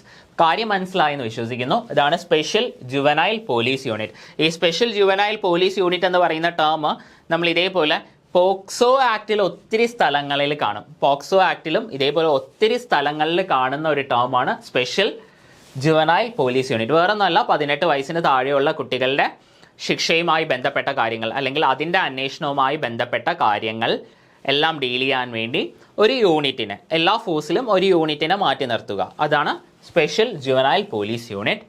ഇനി അടുത്തതാണ് ഫോസ്റ്റർ കെയർ. ഇപ്പോൾ ഫോസ്റ്റർ കെയർ എന്താണ്? നല്ലൊരു ക്വസ്റ്റ്യൻ ആണ്. ഫോസ്റ്റർ കെയർ ഇപ്പോൾ പല കാരണങ്ങൾ കാരണം അല്ലെങ്കിൽ പല സാഹചര്യങ്ങൾ കാരണം കുട്ടിക്ക് ആ കുട്ടിയുടെ വീട്ടിൽ താമസിക്കാൻ പറ്റാത്തൊരു സാഹചര്യം. ഫോർ എക്സാമ്പിൾ, ഇപ്പോൾ കുട്ടിയുടെ അച്ഛനും അമ്മയ്ക്കും മാനസിക വെല്ലുവിളിയുണ്ട്, അല്ലെങ്കിൽ അവർ മെൻ്റൽ ഹെൽത്ത് ഓക്കെ അല്ല. അപ്പം അങ്ങനെ ഒരു സാഹചര്യത്തിൽ ആ കുട്ടിക്ക് സേഫായിട്ട് ആ ഒരു വീട്ടിൽ താമസിക്കാൻ പറ്റത്തില്ല. അപ്പം അങ്ങനെ വരുന്ന ഒരു സാഹചര്യത്തിൽ ആ ഒരു കുട്ടിയെ ടെമ്പററി ആയിട്ട് വേറെ ഏതെങ്കിലും ഒരു ഫാമിലിയിലോട്ട് അല്ലെങ്കിൽ വേറൊരു ഷെൽട്ടറിലോട്ട് മാറ്റും. അപ്പം അതിനെയാണ് ഫോസ്റ്റർ കെയർ എന്ന് പറയുന്നത്. അതായത് ബയോളജിക്കൽ ഫാമിലിയിൽ നിന്ന് വേറൊരു ഫാമിലിയിലേക്ക് ടെമ്പററി ആയിട്ട് ആ ഒരു കുട്ടിയെ താമസിപ്പിക്കുന്ന പ്രോസസ്സിനെയാണ് ഫോസ്റ്റർ കെയർ എന്ന് പറയുന്നത്. അപ്പം ഇത് ഈ പറയുന്ന മാനസിക വെല്ലുവിളി നേരിടുന്നത്, അതേപോലെ തന്നെ ഈ പറയുന്ന അച്ഛനോ അല്ലെങ്കിൽ അമ്മയോ ആരെങ്കിലും സീരിയസ് ആയിട്ടുള്ള അല്ലെങ്കിൽ ഭയങ്കര ഹീനസ് ആയിട്ടുള്ള ഒരു ക്രിമിനൽ ഒക്കെ ആണ് എങ്കിലും ഇതേ സാഹചര്യം ഉണ്ടാവാറുണ്ട്.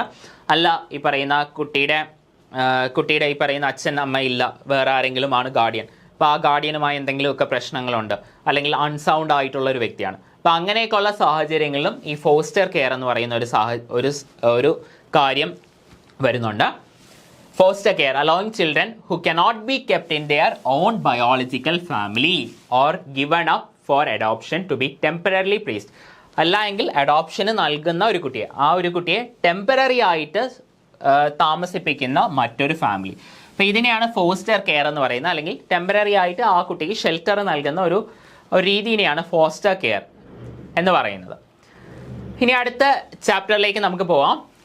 General principles related to care and protection of children. ഇത് ചാപ്റ്റർ 2 ആണ്. അടുത്ത ചാപ്റ്റർ ആണ് ഇത്. ചാപ്റ്റർ 2 ആണ്. രണ്ടാമത്തെ ചാപ്റ്റർ ആണ്. കുട്ടികൾക്ക് വേണ്ടിയുള്ള കെയറും അതേപോലെ തന്നെ പ്രൊട്ടക്ഷനെയും പറ്റി പറയുന്ന അല്ലെങ്കിൽ അതുമായി ബന്ധപ്പെട്ട ജനറൽ പ്രിൻസിപ്പിൾസിനെ കുറിച്ച് പറയുന്ന ഭാഗമാണ് രണ്ടാമത്തെ ഭാഗം. നമ്മളിപ്പോൾ ഇത്രയും നേരം ചാപ്റ്റർ 1 പറ്റിയാണ് പറഞ്ഞുകൊണ്ടിരുന്നത്. ചാപ്റ്റർ 1 പ്രിലിമിനറിയിലാണ് പറഞ്ഞുകൊണ്ടിരുന്നത്. അതിൽ സെക്ഷൻ 2 ആണ് ഇത്രയും എക്സ്പ്ലെയിൻ ചെയ്ത് പറഞ്ഞത്. ഇതിൻ്റെ ഡെഫിനേഷൻസ് ആണ് ഇത്രയും നേരം പറഞ്ഞത്. ഒത്തിരി ഡെഫിനേഷൻസ്, വളരെ ഇമ്പോർട്ടൻ്റ് ആയിട്ടുള്ള ഒത്തിരി ഡെഫിനേഷൻസ് ഇതിൽ വരുന്നുണ്ട്. അതുകൊണ്ടാണ്. അപ്പോൾ ഇനി അടുത്ത ചാപ്റ്റർ 2 നമ്മൾ പറയാൻ പോവുകയാണ്. Chapter 2 discusses the general principles related to care and protection of children. അത് തന്നെയാണ് ചാപ്റ്റർ 2ൻ്റെ പേരും. ഇപ്പോൾ ചാപ്റ്റർ 2 എന്താണ് എന്ന് സിമ്പിളായിട്ട് പറയുവാണെങ്കിൽ, നമ്മുടെ ഈ കുട്ടികളുമായി ബന്ധപ്പെട്ട പല കാര്യങ്ങൾ, 18 വയസ്സിന് താഴെയുള്ള കുട്ടികളുമായി ബന്ധപ്പെട്ട ധാരാളം പ്രോഗ്രാംസും പ്രോജക്ട്സും അവർക്ക് വേണ്ടിയുള്ള ധാരാളം കാര്യങ്ങൾ നമ്മുടെ കേന്ദ്ര സംസ്ഥാന സർക്കാരുകളും മറ്റ് പല ഓർഗനൈസേഷൻസും, ഇപ്പോൾ ജുവനൈൽ ജസ്റ്റിസ് ബോർഡും സെൻട്രൽ ഈ പറയുന്ന ചൈൽഡ് വെൽഫെയർ കമ്മിറ്റിയൊക്കെ നടത്തുന്നുണ്ട്. അപ്പോൾ ഇങ്ങനെയൊക്കെയുള്ള കാര്യങ്ങൾ ചെയ്യുന്ന സമയത്ത് അവർ എന്തൊക്കെ പ്രിൻസിപ്പിൾസ് ആണ് അവർ ഫോളോ ചെയ്യേണ്ടത് എന്ന് പറയുന്ന ഒരു ഗൈഡ് ലൈനാണ് ശരിക്കും പറഞ്ഞാൽ ഈ ചാപ്റ്റർ 2 പരാമർശിച്ചിട്ടുള്ളത്. അപ്പം നമുക്ക് നോക്കിയാലോ. അപ്പോൾ ചാപ്റ്റർ 2 നമ്മളിപ്പോൾ നിൽക്കുന്നത്. അതിലെ സെക്ഷൻ 3 ആണ് general principles to be followed in implementing the law. The central government, state government, the board എന്ന് പറയുമ്പോൾ ജുവനൈൽ ജസ്റ്റിസ് ബോർഡാണ് നമ്മുടെ ഇവിടുത്തെ കേസിൽ വരുന്ന സമയത്ത്. ദ കമ്മിറ്റി, ഫോർ എക്സാമ്പിൾ നമ്മുടെ child welfare committee or other agencies shall be guided by the following fundamental principles while implementing the provisions of this act. അപ്പോൾ ഈ നിയമത്തിന്റെ ബേസിസിലുള്ള കാര്യങ്ങൾ, ഈ നിയമത്തിന്റെ പ്രൊവിഷൻസ് പ്രകാരം പല കാര്യങ്ങളൊക്കെ അവർ ചെയ്യാറുണ്ട്. ആ കാര്യങ്ങൾ ചെയ്യുന്ന സമയത്ത് കണക്കിലെടുക്കേണ്ട പ്രിൻസിപ്പിൾസ് എന്തൊക്കെയാണ് എന്നാണ് ഇനി അടുത്ത പറയാൻ പോകുന്നത്. ഇനി അടുത്ത ഓരോ പ്രിൻസിപ്പിൾസ് ആയിട്ട് നോക്കാം. അപ്പോൾ 18 വയസ്സിന് താഴെയുള്ള ഒരു കുട്ടി, ആ ഒരു കുട്ടി തെറ്റ് ചെയ്യുന്നു. ആ ഒരു കുട്ടിയെ ഒരു സാഹചര്യത്തിലും, അതായത് അന്വേഷണം നടക്കുന്ന സമയത്താണെങ്കിലോ അല്ലെങ്കിൽ ട്രയൽ നടക്കുന്ന സമയത്താണെങ്കിലോ ആ ഒരു കുട്ടി തെറ്റുകാരനാണ് എന്നുള്ള ഒരു അസംഷനിലായിരിക്കരുത് ഈ കാര്യങ്ങളൊന്നും നടക്കുന്നത്. അതായത് ഇതിൻ്റെ അന്വേഷണമോ അല്ലെങ്കിൽ ട്രയലോ നടക്കുന്നത് ഈ ഒരു കുട്ടി തെറ്റുകാരനാണ് ഉള്ള ഒരു മുൻവിധിയോടെ ആകരുത്. ഇത് വളരെ ഇമ്പോർട്ടൻ്റ് ആയിട്ടുള്ളൊരു കാര്യമാണ്. ഇപ്പോൾ സിമിലർ ആയിട്ടുള്ളൊരു കാര്യം പോക്സോ ആക്ടിൽ ഉണ്ട്, പക്ഷെ അവിടെ കുട്ടിയുടെ കേസല്ല, അത് അക്യൂസ്ഡിൻ്റെ കേസിൽ വരുന്നുണ്ട്. പോക്സോ ആക്ടിൽ അക്യൂസ്ഡിൻ്റെ കാര്യം പറയുന്ന സമയത്ത് അക്യൂസ്ഡ് ഓൾറെഡി തെറ്റുകാരനാണ് ഉള്ള അസംഷനോടെയാണ് അന്വേഷണവും ട്രയലും നടക്കേണ്ടത്. അതേപോലെ തന്നെ ആ ഒരു വ്യക്തി തെറ്റുകാരനല്ല എന്ന് തെളിയിക്കാനുള്ള ഉത്തരവാദിത്വവും അക്യൂസ്ഡിനാണ് എന്നാണ്. പക്ഷേ അതിൻ്റെ നേരെ ഓപ്പോസിറ്റ് ആയിട്ടുള്ള കാര്യം ഇവിടെ ചൈൽഡിൻ്റെ ഭാഗത്ത് വരുന്നുണ്ട്. അതായത് ഈ ഒരു കുട്ടി ഇപ്പം തെറ്റ് ചെയ്തത് ഈ കുട്ടിയാണ് എങ്കിലും, ഈ കുട്ടി അക്യൂസ്ഡ് ആയിട്ടുള്ള വ്യക്തിയാണെങ്കിലും ഈ കുട്ടി തെറ്റുകാരനാണ് എന്നല്ല, ഈ കുട്ടി ഇന്നസെൻ്റ് ആണ് എന്ന് വിചാരിച്ച് വേണം ട്രയൽ ഉൾപ്പെടെയുള്ള കാര്യങ്ങൾ നടക്കാൻ. All human beings should be treated with equal humanity and rights. ഇനി അതേപോലെ തന്നെ കുട്ടികളുടെ ഏജും മെച്യൂരിറ്റിയൊക്കെ കണക്കിലെടുത്ത് അവരുടെ താല്പര്യങ്ങൾ അല്ലെങ്കിൽ അവരുടെ താല്പര്യങ്ങളും കൂടെ ഏതൊരു കാര്യം ചെയ്യുന്ന സമയത്ത് അതും കൂടെ കേൾക്കണം. അവരുടെ താല്പര്യങ്ങൾ അല്ലെങ്കിൽ അവരുടെ അഭിപ്രായങ്ങൾ ഇതും കൂടെ കണക്കിലെടുത്ത് വേണം ഈ പറയുന്ന സ്ഥാപനങ്ങളെല്ലാം, അതായത് കേന്ദ്ര സർക്കാരും സംസ്ഥാന സർക്കാരും ജുവനൈൽ ജസ്റ്റിസ് ബോർഡും ചൈൽഡ് വെൽഫെയർ കമ്മിറ്റിയും ഇതേപോലെയുള്ള സ്ഥാപനങ്ങളെല്ലാം നമ്മുടെ ഈ ഒരു നിയമപ്രകാരം ജുവനൈൽ ജസ്റ്റിസ് ആക്ട് നിയമപ്രകാരം പ്രൊവിഷൻസ് ഇംപ്ലിമെൻറ്റ് ചെയ്യാൻ. ഇനി അതേപോലെ തന്നെ ഈ പറയുന്ന എല്ലാ കാര്യങ്ങളും ഈ പറയുന്ന ഇപ്പം പറഞ്ഞ നമ്മളെ കുറേ ഏജൻസികളും സർക്കാരുകളും ഒക്കെ അല്ലേ, ഈ സർക്കാരുകളൊക്കെ എന്ത് കാര്യം ചെയ്യുന്ന സമയത്തും കുട്ടികളുടെ ഡെവലപ്മെൻറ്റ് അതായിരിക്കണം അൾട്ടിമേറ്റ് എയിം എന്ന് പറയുന്നത്. കുട്ടിയെ അവൻ്റെ ഫുൾ പൊട്ടൻഷ്യലിലേക്ക് എത്തിക്കുക അല്ലെങ്കിൽ ഫുൾ കേപ്പബിലിറ്റീസിലേക്ക് എത്തിക്കുക. The primary responsibility for protection, nutrition and care of children lies with the biological family or adoptive foster parents. അത് നമുക്ക് അറിയാവുന്ന കാര്യമാണ്. ഏതൊരു കുട്ടിയുടെയും ഈ പറയുന്ന ന്യൂട്രിറ്റീവ് ആയിട്ടുള്ള ന്യൂട്രീഷനും അതേപോലെ പ്രൊട്ടക്ഷനും കെയറും ഒക്കെ ആ ഒരു കുട്ടിയുടെ ബയോളജിക്കൽ ഫാമിലി അല്ലെങ്കിൽ അഡോപ്റ്റ് ചെയ്തിരിക്കുന്ന ഫാമിലി അല്ലെങ്കിൽ ആരാണോ ആ കുട്ടിക്ക് ഇപ്പം നിലവിൽ ടെമ്പററി ആയിട്ട് പ്രൊട്ടക്ഷൻ നൽകുന്നത്. ഇപ്പോൾ അതൊരു ഈ ഫോസ്റ്റർ കെയർ ആണെങ്കിൽ അങ്ങനെ, ഇപ്പം എന്താണെങ്കിലും അങ്ങനെ ആ ഒരു ആൾക്കാരായിരിക്കും ഈ പറയുന്ന കാര്യങ്ങൾ ഈ കുട്ടിയുടെ പ്രൊട്ടക്ഷനും കെയറിനും ഒക്കെ ഉള്ള ഉത്തരവാദിത്തം വരുന്നത്. ഇനി to promote nutrition and provide an inclusive and enabling environment and to reduce the risk to children. നമുക്ക് അറിയാവുന്ന മനസ്സിലായ കാര്യം തന്നെയല്ലോ. ഇനി all information including details from the family and society must be gathered to determine the necessity of intervention under this act. ഇത് ചിലപ്പോൾ മനസ്സിലായിട്ടുണ്ടാവത്തില്ല. അപ്പോൾ ഇതിനെപ്പറ്റി പറയുമ്പോഴത്തേക്ക് ഞാൻ ഒന്ന് പറഞ്ഞുതരാം. ഇതിൽ ഈ ആക്റ്റുമായി ബന്ധപ്പെട്ട കാര്യങ്ങൾ ചെയ്യുന്ന സമയത്ത് കുട്ടിയുടെ എൻവയോൺമെൻറ്റ്, അതേപോലെ തന്നെ കുട്ടി വളർന്ന സാഹചര്യം, കുട്ടിയുടെ ചുറ്റുപാട്, ഈ കാര്യങ്ങളെല്ലാം കണക്കിലെടുക്കണം എന്നാണ് ഇവിടെ പറയുന്നത്.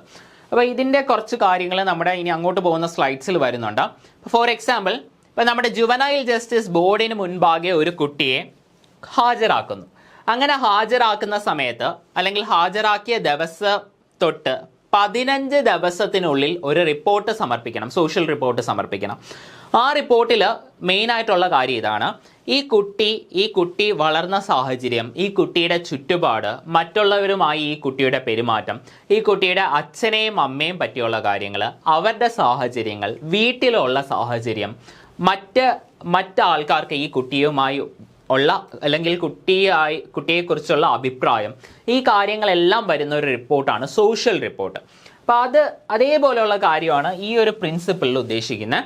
അതായത് കുട്ടിയുടെ ചുറ്റുപാട് ഉൾപ്പെടെയുള്ള കാര്യങ്ങൾ ഈ നിയമവുമായി ബന്ധപ്പെട്ട് കൺസിഡർ ചെയ്യണം. അതായത് ഈ ഒരു കുട്ടി തെറ്റെന്തെങ്കിലും ചെയ്യുന്ന സമയത്ത് ഈ ഒരു റിപ്പോർട്ടിൽ ഈ കാര്യങ്ങളെല്ലാം വരണം. Hostile or accusatory word should not be used in any proceedings related to child. അതായത് ഒരു സമയത്തും ഈ അന്വേഷണം നടക്കുന്ന സമയത്താണെങ്കിലും ട്രയൽ നടക്കുന്ന സമയത്താണെങ്കിലും കുട്ടിയുടെ ഡിഗ്നിറ്റി ചോദ്യം ചെയ്യുന്ന അല്ലെങ്കിൽ കുട്ടിയുടെ ഡിഗ്നിറ്റി ഇല്ലാണ്ടാക്കുന്ന ഒരു തരത്തിലുള്ള വാക്കുകളോ സ്റ്റേറ്റ്മെൻറ്റുകളോ ആരുടെ ഭാഗത്തു നിന്നും ഉണ്ടാകരുത്. കുട്ടിയെ ഇന്നസെൻ്റ് ആയിട്ട് തന്നെ കണക്കാക്കണം. അതേപോലെ തന്നെ കുട്ടിയുടെ ഡിഗ്നിറ്റി ഒരു തരത്തിലും ഇല്ലാണ്ടാക്കുന്ന ഒരു തരത്തിലുള്ള സ്റ്റേറ്റ്മെൻറ്റ്സോ പ്രൊസീഡിങ്സോ ഉണ്ടാവരുത്. എല്ലാ പ്രൊസീഡിങ്സും ചൈൽഡ് ഫ്രണ്ട്ലി ആയിട്ടുള്ള മാനറിൽ തന്നെയായിരിക്കണം കണ്ടക്ട് ചെയ്തിരിക്കേണ്ടത്. ഇപ്പോൾ ഈ 18 വയസ്സിന് താഴെ വരുന്ന ഇങ്ങനെയുള്ള നിയമങ്ങളിലെല്ലാം ഈ ഒരു പ്രൊവിഷൻ പറയുന്നുണ്ട്. എല്ലാം ചൈൽഡ് ഫ്രണ്ട്ലി ആയിട്ടുള്ള മാനറിൽ തന്നെ ആയിരിക്കണം. അപ്പോൾ അതേപോലെ തന്നെ ഈ കുട്ടിയെ കുറേ നേരം ചോദ്യം ചെയ്യാൻ പാടില്ല. കുട്ടിക്ക് ബ്രേക്സും കാര്യങ്ങളൊക്കെ വേണ്ട സമയത്ത് ആ ബ്രേക്കും കാര്യങ്ങളൊക്കെ നൽകണം. അങ്ങനെ കുറേ കാര്യങ്ങളുണ്ട് ഈ ചോദ്യം ചെയ്യലുമായിട്ടൊക്കെ ബന്ധപ്പെട്ട്, അല്ലെങ്കിൽ നമ്മുടെ ബോർഡിൻ്റെ സിറ്റിംഗ് നടക്കുന്ന സമയത്തൊക്കെ. ഇനി a waiver of child rights is not permissible. ഇപ്പോൾ ഈ എന്ത് കാര്യമാണെങ്കിലും, ഇപ്പോൾ അന്വേഷണം നടക്കുന്ന സമയത്താണെങ്കിലും ട്രയൽ നടക്കുന്ന സമയത്താണെങ്കിലും അല്ല, ഈ കുട്ടി ശിക്ഷ അനുഭവിക്കുന്ന സമയത്ത്, ശിക്ഷ ഇൻ ദ സെൻസ് ജുവനൈൽ ഹോമിൽ താമസിക്കുന്ന സമയത്താണെങ്കിൽ പോലും ഈ കുട്ടിയുടെ ഒരു തരത്തിലുള്ള റൈറ്റ്സും ഈ കുട്ടിയുടെ ഒരു തരത്തിലുള്ള ബാലാവകാശങ്ങളും ഹനിക്കപ്പെടരുത്. ഒരു തരത്തിലുള്ള റൈറ്റ്സും ഇല്ലാണ്ടാവരുത്. എല്ലാ റൈറ്റ്സും ഈ കുട്ടിക്ക് ലഭിച്ചിരിക്കണം. ഈവൻ ഈ കുട്ടി റിക്വസ്റ്റ് ചെയ്താൽ പോലും എന്തെങ്കിലും ഒരു പെർട്ടിക്കുലർ റൈറ്റ് ആ ഒരു കുട്ടിക്ക് വേണ്ട എന്ന് പറഞ്ഞാൽ ആ കുട്ടിയോ അല്ലെങ്കിൽ പാരൻറ്റോ ഗാർഡിയനോ റിക്വസ്റ്റ് ചെയ്താൽ പോലും അത് ബാധകമാകുന്നില്ല. ഈ കുട്ടിക്ക് ഏതൊരു സമയത്തും, അന്വേഷണ സമയത്തും ഈ പറയുന്ന ട്രയൽ നടക്കുന്ന സമയത്താണെങ്കിലും ആ കുട്ടി ജുവനൈൽ ഹോമിൽ താമസിക്കുന്ന സമയത്താണെങ്കിലും അതിൻ്റെ റൈറ്റുകളിൽ ഒരു കൈകടത്തലും അത് ഹനിക്കാൻ പാടില്ല. Even if requested by the child, a person acting on behalf of a child or board or a committee, the non-exercise of a fundamental right shall not be considered a waiver. ഇനി discrimination, ഒരു സമയത്തും ഒരു തരത്തിലുള്ള ഡിസ്ക്രിമിനേഷനും ഉണ്ടാവരുത്. Caste, creed, religion, place of birth, sex, ഇതിൻ്റെ ഒന്നും ബേസിസിൽ ഒരു തരത്തിലുള്ള ഡിസ്ക്രിമിനേഷനും ഒരു സമയത്തും ഈ കുട്ടിക്കെതിരെ ഉണ്ടാകരുത്. അത് ഈ പറയുന്ന തെറ്റ് ചെയ്യുന്ന കുട്ടിയാണെങ്കിൽ മാത്രമല്ല, ഒരു ഷെൽട്ടർ ഹോമിൽ താമസിക്കുന്ന, കെയറും പ്രൊട്ടക്ഷനൊക്കെ വേണ്ടി ഒരു ഷെൽട്ടർ ഹോമിൽ താമസിക്കുന്ന കുട്ടിയാണെങ്കിലും ഒരു തരത്തിലുള്ള ഡിസ്ക്രിമിനേഷനും അതിന് അനുഭവിക്കേണ്ടി വരരുത്. There shall be no discrimination against a child on any grounds, including gender, caste, race, place of birth, disability, admission status, opportunities or medical treatment. ഒരു തരത്തിലുള്ള ഡിസ്ക്രിമിനേഷൻസും കുട്ടിക്ക് അനുഭവിക്കേണ്ടി വരരുത്. അതേപോലെ തന്നെ പ്രൈവസി, വളരെ ഇമ്പോർട്ടൻ്റ് ആയിട്ടുള്ളൊരു കാര്യമാണ് പ്രൈവസി. ഈ ഒരു നമ്മുടെ നിയമപ്രകാരം ഇപ്പോൾ ശിക്ഷ വിധിക്കുന്ന ഒരു കുട്ടി, ഈ കുട്ടിയുടെ ഐഡൻറ്റിറ്റി വെളിവാവുന്ന ഒരു തരത്തിലുള്ള ഡീറ്റെയിൽസും ഒരു പത്രമാധ്യമത്തിനും റിപ്പോർട്ട് ചെയ്യാനോ പബ്ലിഷ് ചെയ്യാനോ ഉള്ള അധികാരം വരുന്നില്ല. അതായത് കുട്ടിയുടെ പ്രൈവസി അത്രത്തോളം ഇമ്പോർട്ടൻ്റ് ആണ് എന്നാണ് ഈ ഒരു നിയമം പറയുന്നത്. ഇപ്പോൾ കുട്ടിയുടെ ഐഡൻറ്റിറ്റി എന്ന് പറയുമ്പം കുട്ടിയുടെ പേര്, കുട്ടിയുടെ അഡ്രസ്സ്, കാര്യങ്ങൾ മാത്രമല്ല, ഇവൻ കുട്ടിയുടെ അച്ഛനും അമ്മയുടെ പേര്, അതേപോലെ തന്നെ കുട്ടിയുടെ സ്കൂള്, ഈ കാര്യങ്ങൾ, അതായത് കുട്ടിയുടെ ഐഡൻറ്റിറ്റി ഒരു ആൾക്ക് മനസ്സിലാവുന്ന രീതിയിലുള്ള ഒരു പബ്ലിഷിംഗ് വരാൻ പാടില്ല. Every child has the right to the protection of their privacy and confidentiality throughout the judicial process. പിന്നെ അതേപോലെ തന്നെ ഈ പ്രൈവസിയെ പ്രൊട്ടക്ട് ചെയ്യാൻ വേണ്ടി വേറൊരു കാര്യം കൂടെ ഉണ്ട്. പ്രൈവസിയെ പ്രൊട്ടക്ട് ചെയ്യാൻ വേണ്ടി ഈ ജുവനൈൽ ജസ്റ്റിസ് പ്രകാരം ശിക്ഷ കിട്ടിയ ഒരു കുട്ടിയുടെ റെക്കോർഡ്സ് തന്നെ അതിനുശേഷം ഇല്ലാണ്ടാക്കി കളയണം. ജുവനൈൽ ജസ്റ്റിസ് നിയമപ്രകാരം ശിക്ഷ ലഭിച്ച ഒരു കുട്ടി പിന്നീട് ആ പറയുന്ന ജുവനൈൽ ഹോമിൽ നിന്നൊക്കെ പോകുന്ന സമയത്ത് ആ കുട്ടിയുമായി ബന്ധപ്പെട്ട എല്ലാ ഡോക്യുമെൻസും ഫയൽസും നശിപ്പിച്ചിരിക്കണം. അങ്ങനെ ഒരു കണ്ടീഷനും കൂടെയൊക്കെ വരുന്നുണ്ട്. അപ്പം അത് മനസ്സിലായല്ലോ എത്രത്തോളം പ്രൈവസിക്ക് ഇമ്പോർട്ടൻസ് കൊടുക്കുന്നുണ്ടെന്ന്. ആ കുട്ടിയുടെ ശരിക്കും പറഞ്ഞാൽ പുനരധിവാസം ഉൾപ്പെടെ വളരെയേറെ ഇമ്പോർട്ടൻസ് കൊടുക്കുന്ന ഒരു നിയമമാണ് ജുവനൈൽ ജസ്റ്റിസ്. ചില കേസുകളിൽ മാത്രമേ ഇപ്പം പറഞ്ഞ ഫയൽസ് ഡിലീറ്റ് ചെയ്യാതിരിക്കാറുള്ളൂ. പ്ലേസിങ് എ ചൈൽഡ്, ഡിലീഷൻ അല്ലെങ്കിൽ അത് destruction. Placing a child in institutional care should be considered only as a last resort. ഇതേപോലെ ഏതെങ്കിലും ഒരു ജുവനൈൽ ഹോമിലോ അല്ലെങ്കിൽ മറ്റേതെങ്കിലുമൊക്കെ സ്ഥാപനങ്ങളിലൊക്കെ ആ ഒരു കുട്ടിയെ പാർപ്പിക്കുന്നത് ഏറ്റവും അവസാനത്തെ കേസായിട്ട് മാത്രമാണ്. അതായത് ഇപ്പം അതെന്താ ഉദ്ദേശിക്കുന്നതെന്ന് വെച്ചാൽ ഇപ്പം നമ്മുടെ ഇപ്പോൾ പോലീസിൻ്റെയൊക്കെ കേസിലാണെങ്കിൽ അല്ലെങ്കിൽ നോർമൽ ഒരു അഡൽട്ടാണ് ഒരു തെറ്റ് ചെയ്തത് എങ്കിൽ ഈ അഡൽട്ടിൻ്റെ ട്രയലിന് മുന്നേ തന്നെ, അതായത് കോടതി തെറ്റ് അല്ലെങ്കിൽ തെറ്റുകാരനാണ് എന്ന് വിധിക്കുന്നതിന് മുൻപേ തന്നെ ആ ഒരു വ്യക്തിക്ക് ജയിലിൽ കിടക്കേണ്ട സാഹചര്യം വരാറുണ്ട്. ഇപ്പം സബ് ജയിലിലൊക്കെ ഏറ്റവും കൂടുതൽ ആൾക്കാർ കിടക്കുന്നത് ഈ കോടതി അല്ലെങ്കിൽ അവരുടെ ട്രയൽ നടക്കാത്തത് കൊണ്ടാണ്. ഇപ്പോൾ ജയിലിൽ തന്നെ ഈ ജയിൽ പ്രിസൺ എന്ന് പറയുന്നത് രണ്ടും രണ്ട് കാര്യങ്ങളാണ്. ശരിക്കും ജയിലും പ്രിസൺ നമ്മുടെ സിസ്റ്റത്തിൽ അങ്ങനെ ഒരു വേർതിരിവില്ല. ശരിക്കും ജയിലെന്ന് പറഞ്ഞാൽ മൈനർ ഒഫൻസ് ചെയ്യുന്ന ആൾക്കാരെ കിടത്തുന്ന സ്ഥലമാണ് ജയിൽ. പക്ഷേ ലോങ് ടേം ആയിട്ടുള്ള അല്ലെങ്കിൽ വളരെ ഹീനസ് ആയിട്ടുള്ള ക്രൈം അല്ലെങ്കിൽ ലോങ് ടേം ആയിട്ട് ഈ പറയുന്ന പ്രിസണിൽ കിടക്കുന്ന ആൾക്കാർ അവരെ കിടത്തുന്ന സ്ഥലമാണ് പ്രിസൺ, മറ്റേ ജയിൽ. പക്ഷേ ഈ ഒരു സിസ്റ്റം നമ്മൾ അങ്ങനെ ഫോളോ ചെയ്യുന്നില്ല. പിന്നെ ഇതാണ് ശരിക്കും അതിൻ്റെ ഒരു വേർഡിങ്സ്. ഇപ്പോൾ ഇംഗ്ലീഷിലൊക്കെ ചിലപ്പോൾ ചോദിക്കാം ഇപ്പോൾ ജയിലും പ്രിസണും തമ്മിലുള്ള വ്യത്യാസം. എന്നാൽ ഞാൻ പറഞ്ഞത് സബ് ജയിലിനെ പറ്റിയാണ്. ഇപ്പോൾ സബ് ജയിലിൻ്റെയൊക്കെ കേസിലാണെങ്കിൽ ട്രയൽ കാത്ത് കിടക്കുന്ന ആൾക്കാരും അത് അവർ അക്യൂസ്ഡ് മാത്രമേ ആവുന്നുള്ളൂ, തെറ്റുകാരനാവുന്നില്ല. പക്ഷേ അതേപോലെ ഒരു സംഭവം ഇവിടെ സംഭവിക്കാൻ പാടില്ല. അതായത് 18 വയസ്സിന് താഴെയുള്ള ഒരു കുട്ടിയെ ട്രയലിന് മുൻപേ ഒരു ജുവനൈൽ ഹോമിലും പ്രവേശിപ്പിക്കാൻ പറ്റില്ല. ട്രയൽ കഴിഞ്ഞ് ഈ കുട്ടി തെറ്റുകാരനാണ്, ജുവനൈൽ ജസ്റ്റിസ് ഹോമിൽ പാർപ്പിക്കണം എന്നുള്ള ഉത്തരവിന് ശേഷം മാത്രമേ ഈ ഒരു കുട്ടിയെ ജുവനൈൽ ഹോമിൽ പാർപ്പിക്കാൻ സാധിക്കുകയുള്ളൂ. അപ്പോൾ ആ ഒരു കാര്യമാണ്, ആ ഒരു വ്യത്യാസമാണ് ഇവിടെ പറയുന്നത് കേട്ടോ. Placing a child in institutional care should be considered only as a last resort after conducting A fair inquiry. Every child in the juvenile justice system has the right to be reunited with their family and rehabilitated to the same socio-cultural status they held before coming under the purview of this law. ഇത് നമ്മൾ നേരത്തെ പറഞ്ഞൊരു കാര്യമാണ്.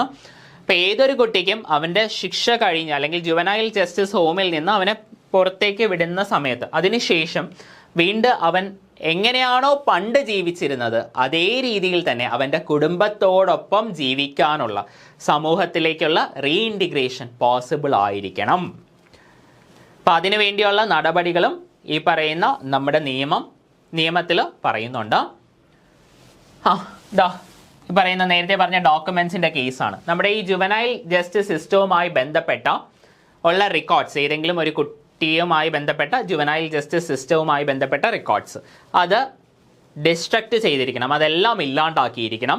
ചില circumstances ഒഴിച്ച് ബാക്കിയുള്ള കേസുകളിലൊക്കെ ഈ ഒരു രീതിയാണ് ഫോളോ ചെയ്യുന്നത്. ഇനി all individuals and institutions functioning within the judicial system under this act must adhere to the basic fair procedural standards. അപ്പോൾ ഇതുമായി ബന്ധപ്പെട്ട ധാരാളം സ്ഥാപനങ്ങളുണ്ടല്ലോ. ഇപ്പോൾ juvenile justice board, child welfare committee, ഈ സ്ഥാപനങ്ങളെല്ലാം ഇതിൻ്റെ പ്രൊസീജിയേഴ്സ് വളരെ ഫെയർ ആയിട്ടുള്ള രീതിയിലായിരിക്കണം. ബേസിക് ഫെയർ പ്രൊസീജിയറൽ സ്റ്റാൻഡേർഡ്സ് ഉണ്ടായിരിക്കണം. അതായത് ഫെയർ ആയിട്ടുള്ള ട്രയൽ നടത്തണം, ഫെയർ ആയിട്ടുള്ള അന്വേഷണം നടത്തണം, അങ്ങനെയുള്ള കാര്യങ്ങളാണ്. ഇനി അടുത്ത സെക്ഷനിലേക്ക് നമ്മൾ കടക്കുവാണ്. സെക്ഷൻ 4 നമ്മുടെ ജുവനൈൽ ജസ്റ്റിസ് ബോർഡിനെ കുറിച്ച് പറയുന്നത്. Juvenile justice board. ഇപ്പോൾ ജുവനൈൽ ജസ്റ്റിസ് ബോർഡ് എന്ന് പറയുന്നത് വളരെ ഇമ്പോർട്ടൻ്റ് ആയിട്ടുള്ള 2 സ്ഥാപനങ്ങളിൽ ഒന്നാണ്. നമ്മുടെ ജുവനൈൽ ജസ്റ്റിസ് സിസ്റ്റവുമായി ബന്ധപ്പെട്ട ഏറ്റവും ഇമ്പോർട്ടൻ്റ് ആയിട്ടുള്ള 2 കാര്യങ്ങളിൽ ഒന്നാണ് ജുവനൈൽ ജസ്റ്റിസ് ബോർഡ്. അതേപോലെ വേറൊരു ഇമ്പോർട്ടൻ്റ് ആയിട്ടുള്ള ഒന്നാണ് നമ്മുടെ CWC അഥവാ ചൈൽഡ് വെൽഫെയർ കമ്മിറ്റി. അപ്പോൾ ജുവനൈൽ ജസ്റ്റിസ് ബോർഡുമായി ബന്ധപ്പെട്ട സെക്ഷനാണ്. നമ്മുടെ സംസ്ഥാന സർക്കാർ എല്ലാ ജില്ലകളിലും ഒന്നോ അതിലേറെയോ ജുവനൈൽ ജസ്റ്റിസ് ബോർഡ് സ്ഥാപിച്ചിരിക്കണം എന്നാണ് പറയുന്നത്. അപ്പം നമ്മുടെ state government constitutes 1 or more juvenile justice boards in every district. ആ ഒരു കാര്യം ഓർത്തോളണേ. To exercise powers and discharge functions in relation to child in conflict with law.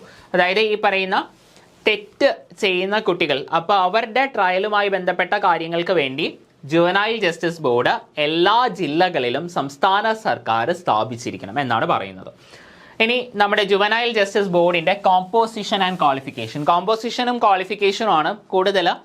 കമ്മീഷൻസിനെ പറ്റിയൊക്കെ ഉള്ള ധാരാളം കമ്മീഷൻസുകളുണ്ടല്ലോ. ഈ കമ്മീഷനുകളെ പറ്റിയുള്ള ക്വസ്റ്റ്യൻസിലൊക്കെ ഏറ്റവും കൂടുതൽ ചോദിച്ച് കാണുന്ന സാധനങ്ങളിൽ ഒന്നാണ് കോമ്പോസിഷൻ. കോമ്പോസിഷൻ.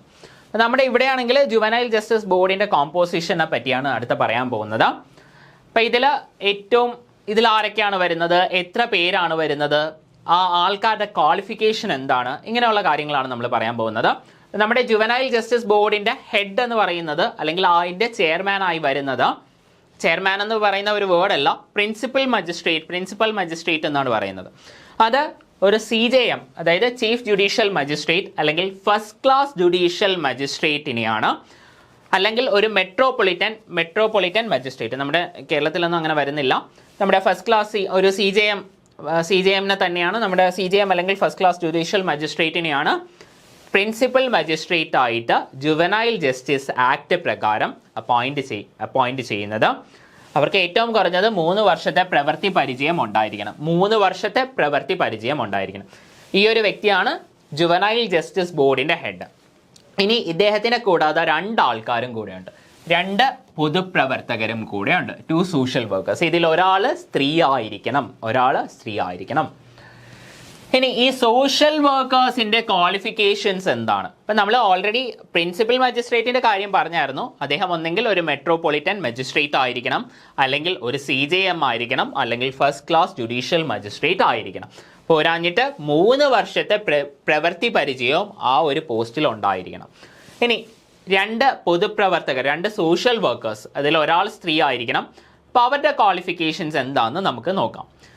അവരുടെ ക്വാളിഫിക്കേഷൻസിനെ പറ്റി പറയുവാണെങ്കിൽ ഏറ്റവും ചുരുങ്ങിയത് 7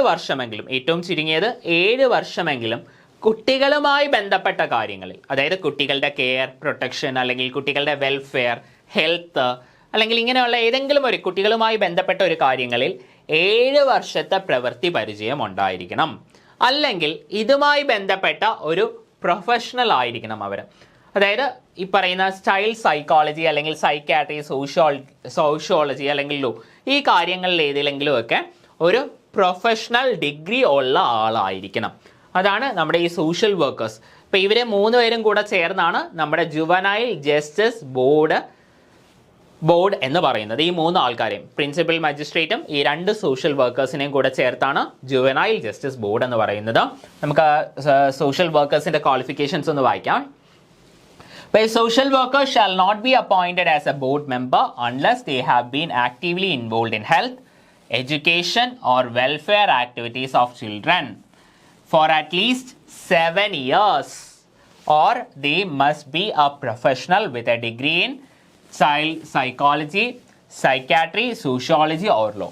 ഇതാണ് ഇവരുടെ ഒരു ക്വാളിഫിക്കേഷൻ എന്ന് പറയുന്നത്. 7 വർഷത്തെ കുട്ടികളുമായി ബന്ധപ്പെട്ട കാര്യങ്ങളിൽ, കുട്ടികളുടെ ഹെൽത്ത്, എഡ്യൂക്കേഷൻ, വെൽഫെയറുമായി ബന്ധപ്പെട്ട അല്ലെങ്കിൽ കുട്ടികളുമായി ബന്ധപ്പെട്ട എന്തെങ്കിലും ഒരു കാര്യത്തിൽ 7 വർഷത്തെ പ്രവൃത്തി പരിചയം, അതേപോലെ തന്നെ ഒന്നെങ്കിൽ അതായിരിക്കണം, അല്ല എങ്കിൽ ഇവർക്ക് ഇതുമായി ബന്ധപ്പെട്ട കാര്യങ്ങളിൽ ഒരു പ്രൊഫഷണൽ ഡിഗ്രി ഉണ്ടായിരിക്കണം.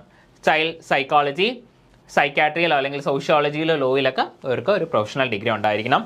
ഇനി ഡിസ്ക്വാളിഫിക്കേഷൻസ് എന്തൊക്കെയാണ്? അതായത് ഈ ബോർഡ് മെമ്പേഴ്സിനെ, അതായത് ഈ ജുവനൈൽ ജസ്റ്റിസ് ബോർഡ് മെമ്പേഴ്സിൻ്റെ ഡിസ്ക്വാളിഫിക്കേഷനെ കുറിച്ചാണ് പറയുന്നത്. നമ്മുടെ പ്രിൻസിപ്പൽ മജിസ്ട്രേറ്റിന് ഈ ഡിസ്ക്വാളിഫിക്കേഷൻ ബാധകമാവുന്നില്ല കേട്ടോ. പ്രിൻസിപ്പൽ മജിസ്ട്രേറ്റിനല്ല, ശരിക്കും പറഞ്ഞാൽ ഈ സോഷ്യൽ വർക്കേഴ്സിനാണ് ഇത് കൂടുതൽ ബാധകമാകുന്നത്. അപ്പോൾ ഇതിൽ കുറേ കാര്യങ്ങൾ വരുന്നുണ്ട് ഇവരുടെ ഡിസ്ക്വാളിഫിക്കേഷൻ്റെ കാര്യങ്ങൾ എങ്ങനെയാണ്. അപ്പോൾ ആദ്യത്തെ കാര്യം എന്ന് പറയുന്നത് മനുഷ്യാവകാശ ലംഘനം അല്ലെങ്കിൽ ബാലാവകാശ ലംഘനവുമായി ബന്ധപ്പെട്ട എന്തെങ്കിലും ഒരു കാര്യം ഈ ഒരു വ്യക്തിയിൽ എപ്പോഴെങ്കിലും സംഭവിച്ചിട്ടുണ്ട് എങ്കിൽ, അതായത് ഈ ഒരു വ്യക്തിക്ക് ഹ്യൂമൻ റൈറ്റ്സ് വയലേഷൻ അല്ലെങ്കിൽ ചൈൽഡ് റൈറ്റ് വയലേഷൻസിൻ്റെ ഒരു പാസ് ഹിസ്റ്ററി, അതായത് പണ്ട് എന്തെങ്കിലും അങ്ങനെ ഒരു വ്യക്തി ചെയ്തിട്ടുണ്ട് എങ്കിൽ ഈ ഒരു വ്യക്തിനെ, ഈ ഒരു ബോർഡ് മെമ്പറിനെ ഡിസ്ക്വാളിഫൈ ചെയ്യാൻ സാധിക്കുന്നതാണ്. ഇനി അടുത്ത കാര്യം, ഈ ഒരു വ്യക്തി മോറൽ ടർപ്റ്റിറ്റ്യൂഡിന് ഒഫൻസ് ഇതായി ഈ കൺവിക്റ്റ് ചെയ്തിട്ടുണ്ടെങ്കിൽ, if convicted of an offence involving moral turpitude or if no sentence has been received regarding such an offence അല്ലെങ്കിൽ full pardon has not been granted in connection with the crime. അതേപോലെ തന്നെ കേന്ദ്ര സംസ്ഥാന സർക്കാരുകളുടെ അല്ലെങ്കിൽ കേന്ദ്ര സംസ്ഥാന സർക്കാരിൻ്റെ കീഴിലുള്ള പൊതുമേഖലാ സ്ഥാപനങ്ങളിലും നിന്ന് ഈ ഒരു വ്യക്തിയെ റിമൂവ് ചെയ്യപ്പെട്ടിട്ടുണ്ടെങ്കിലോ അല്ലെങ്കിൽ ഡിസ്മിസ് ചെയ്തിട്ടുണ്ടെങ്കിലോ, ഇനി ഈ ഒരു വ്യക്തി ചൈൽഡ് അബ്യൂസോ അല്ലെങ്കിൽ ഏതെങ്കിലും കുട്ടികളെ ജോലി, അതായത് ചൈൽഡ് ലേബർ പോലെയുള്ള കാര്യങ്ങളിൽ ചെയ്യിപ്പിച്ചിട്ടുണ്ട് എങ്കിലോ, അല്ലെങ്കിൽ നേരത്തെ പറഞ്ഞ കണക്ക് ഹ്യൂമൻ റൈറ്റ്സ് വയലേഷൻ, അല്ലെങ്കിൽ ചൈൽഡ് റൈറ്റ്സിൻ്റെ വയലേഷൻ, അല്ലെങ്കിൽ ഇമോറൽ ആയിട്ടുള്ള എന്തെങ്കിലും ഒരു കാര്യം ചെയ്തിട്ടുണ്ടെങ്കിലും ഈ ഒരു വ്യക്തിയെ ഡിസ്ക്വാളിഫൈ ചെയ്യാം. ഈ ഒരു വ്യക്തി എന്ന് പറഞ്ഞാൽ നമ്മുടെ ജുവനൈൽ ജസ്റ്റിസ് ബോർഡിലെ മെമ്പറിനെ ഡിസ്ക്വാളിഫൈ ചെയ്യാം. അത് സോഷ്യൽ വർക്കേഴ്സിൻ്റെ കാര്യമാണ് ഇതൊക്കെ പറയുന്നത്. ഇനി the state government shall ensure that induction ഇനി അടുത്ത ഇവരുടെ ട്രെയിനിങ്ങുമായി ബന്ധപ്പെട്ട കാര്യമാണ് കേട്ടോ. അപ്പോൾ ഇവരെ അപ്പോയിന്റ് ചെയ്തു. ഈ പറയുന്ന 3 ആൾക്കാരെ, നമ്മുടെ പ്രിൻസിപ്പൽ മജിസ്ട്രേറ്റിനെയും അതേപോലെ തന്നെ ഈ 2 സോഷ്യൽ വർക്കേഴ്സിനെയും അപ്പോയിന്റ് ചെയ്തു. അപ്പോൾ അപ്പോയിന്റ് ചെയ്ത് കഴിഞ്ഞാൽ ഇവർക്ക് ധാരാളം കാര്യങ്ങളില്ലേ. ഇപ്പം നമ്മുടെ ഈ ജുവനൈൽ ജസ്റ്റിസ് ബോർഡിൻ്റെ ഫങ്ഷൻസ് വളരെ കുറച്ച് ഭയങ്കര കോംപ്ലക്സ് ആയിട്ടുള്ള കാര്യങ്ങളാണ്. ചിൽഡ്രൻസുമായി ബന്ധപ്പെട്ട കാര്യങ്ങളൊക്കെയാണ്. അപ്പോൾ ഈ 60 ദിവസത്തിനുള്ളിൽ ഇവരുടെ അപ്പോയിൻമെൻറ്റ് നടന്ന് 60 ദിവസത്തിനുള്ളിൽ ഇതുമായി ബന്ധപ്പെട്ട ട്രെയിനിങ്സ് ഇവർക്ക് നൽകണം. ചൈൽഡ് സെൻസിറ്റൈസേഷൻ ഉൾപ്പെടെയുള്ള കാര്യങ്ങളിൽ ട്രെയിനിങ് നൽകിയിരിക്കണം. ഇത് മസ്റ്റ് ആയിട്ടുള്ള കാര്യമാണ് 60 ദിവസത്തിനകം. സ്റ്റേറ്റ് ഗവൺമെൻറ് ഇമ്പോർട്ടൻ്റ് ആയിട്ടുള്ള ഒരു കാര്യമാണ്. ഈ 3 ആൾക്കാർക്കും പ്രിൻസിപ്പൽ മജിസ്ട്രേറ്റിന് ഉൾപ്പെടെ നൽകിയിരിക്കണം. The state government shall ensure that induction, training and sensitization regarding child care, protection, rehabilitation, legal provisions and justice are provided to all members of the board, including the principal magistrate. ഈ 2 social വർക്കേഴ്സിന് മാത്രമല്ല principal മജിസ്ട്രേറ്റിനും ഉണ്ടായിരിക്കണം ഈ ഒരു training നൽകിയിരിക്കണം within 60 days from the date of appointment. ഇനി the appointment of any member of the board other than the principal magistrate may be terminated after an inquiry by the state government for the following reasons. അപ്പം നമ്മുടെ ഈ principal magistrate ഒഴികെ ബാക്കിയുള്ള ആൾക്കാരില്ലേ, ബാക്കിയുള്ള 2 social workers, അവരെ നമ്മുടെ സംസ്ഥാന സർക്കാർ ടെർമിനേറ്റ് ചെയ്യണം. പ്രൊവൈഡഡ് 2 കണ്ടീഷൻസ് ഉണ്ട്. ഒന്നെന്ന് പറയുന്നത് ഈ ഒരു ആൾക്കാർ അവരുടെ അധികാരം ദുർവിനിയോഗം ചെയ്താൽ found guilty of misusing the power vested under this act. അപ്പോൾ ഈ ഒരു നിയമപ്രകാരമുള്ള അവരുടെ അധികാരങ്ങൾ ദുർവിനിയോഗം ചെയ്യുവാണ് എങ്കിൽ ഈ സോഷ്യൽ വർക്കേഴ്സിനെ സംസ്ഥാന സർക്കാർ ഡിസ്മിസ് ചെയ്യണം.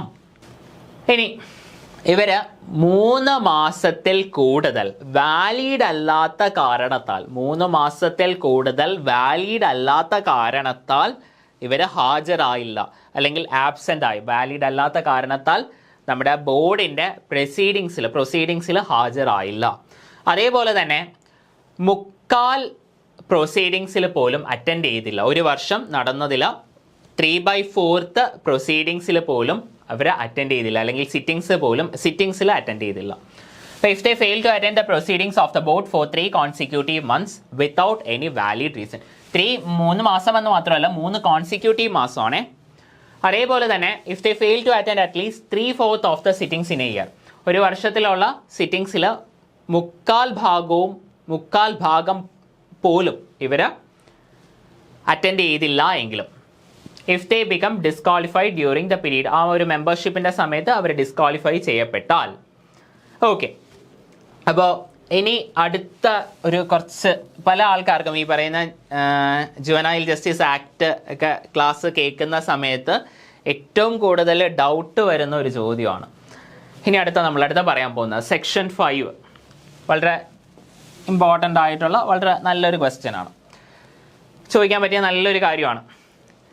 നമുക്കറിയാം 18 വയസ്സിന് താഴെയുള്ള കുട്ടികളുടെ ശിക്ഷയുമായി ബന്ധപ്പെട്ട, അല്ലെങ്കിൽ അവർ ചെയ്യുന്ന ഒഫൻസുമായി ബന്ധപ്പെട്ട ശിക്ഷയുമായി ബന്ധപ്പെട്ട കാര്യങ്ങളാണ് നമ്മുടെ ജുവനൈൽ ജസ്റ്റിസ് ആക്ടിൽ പറയുന്നത്.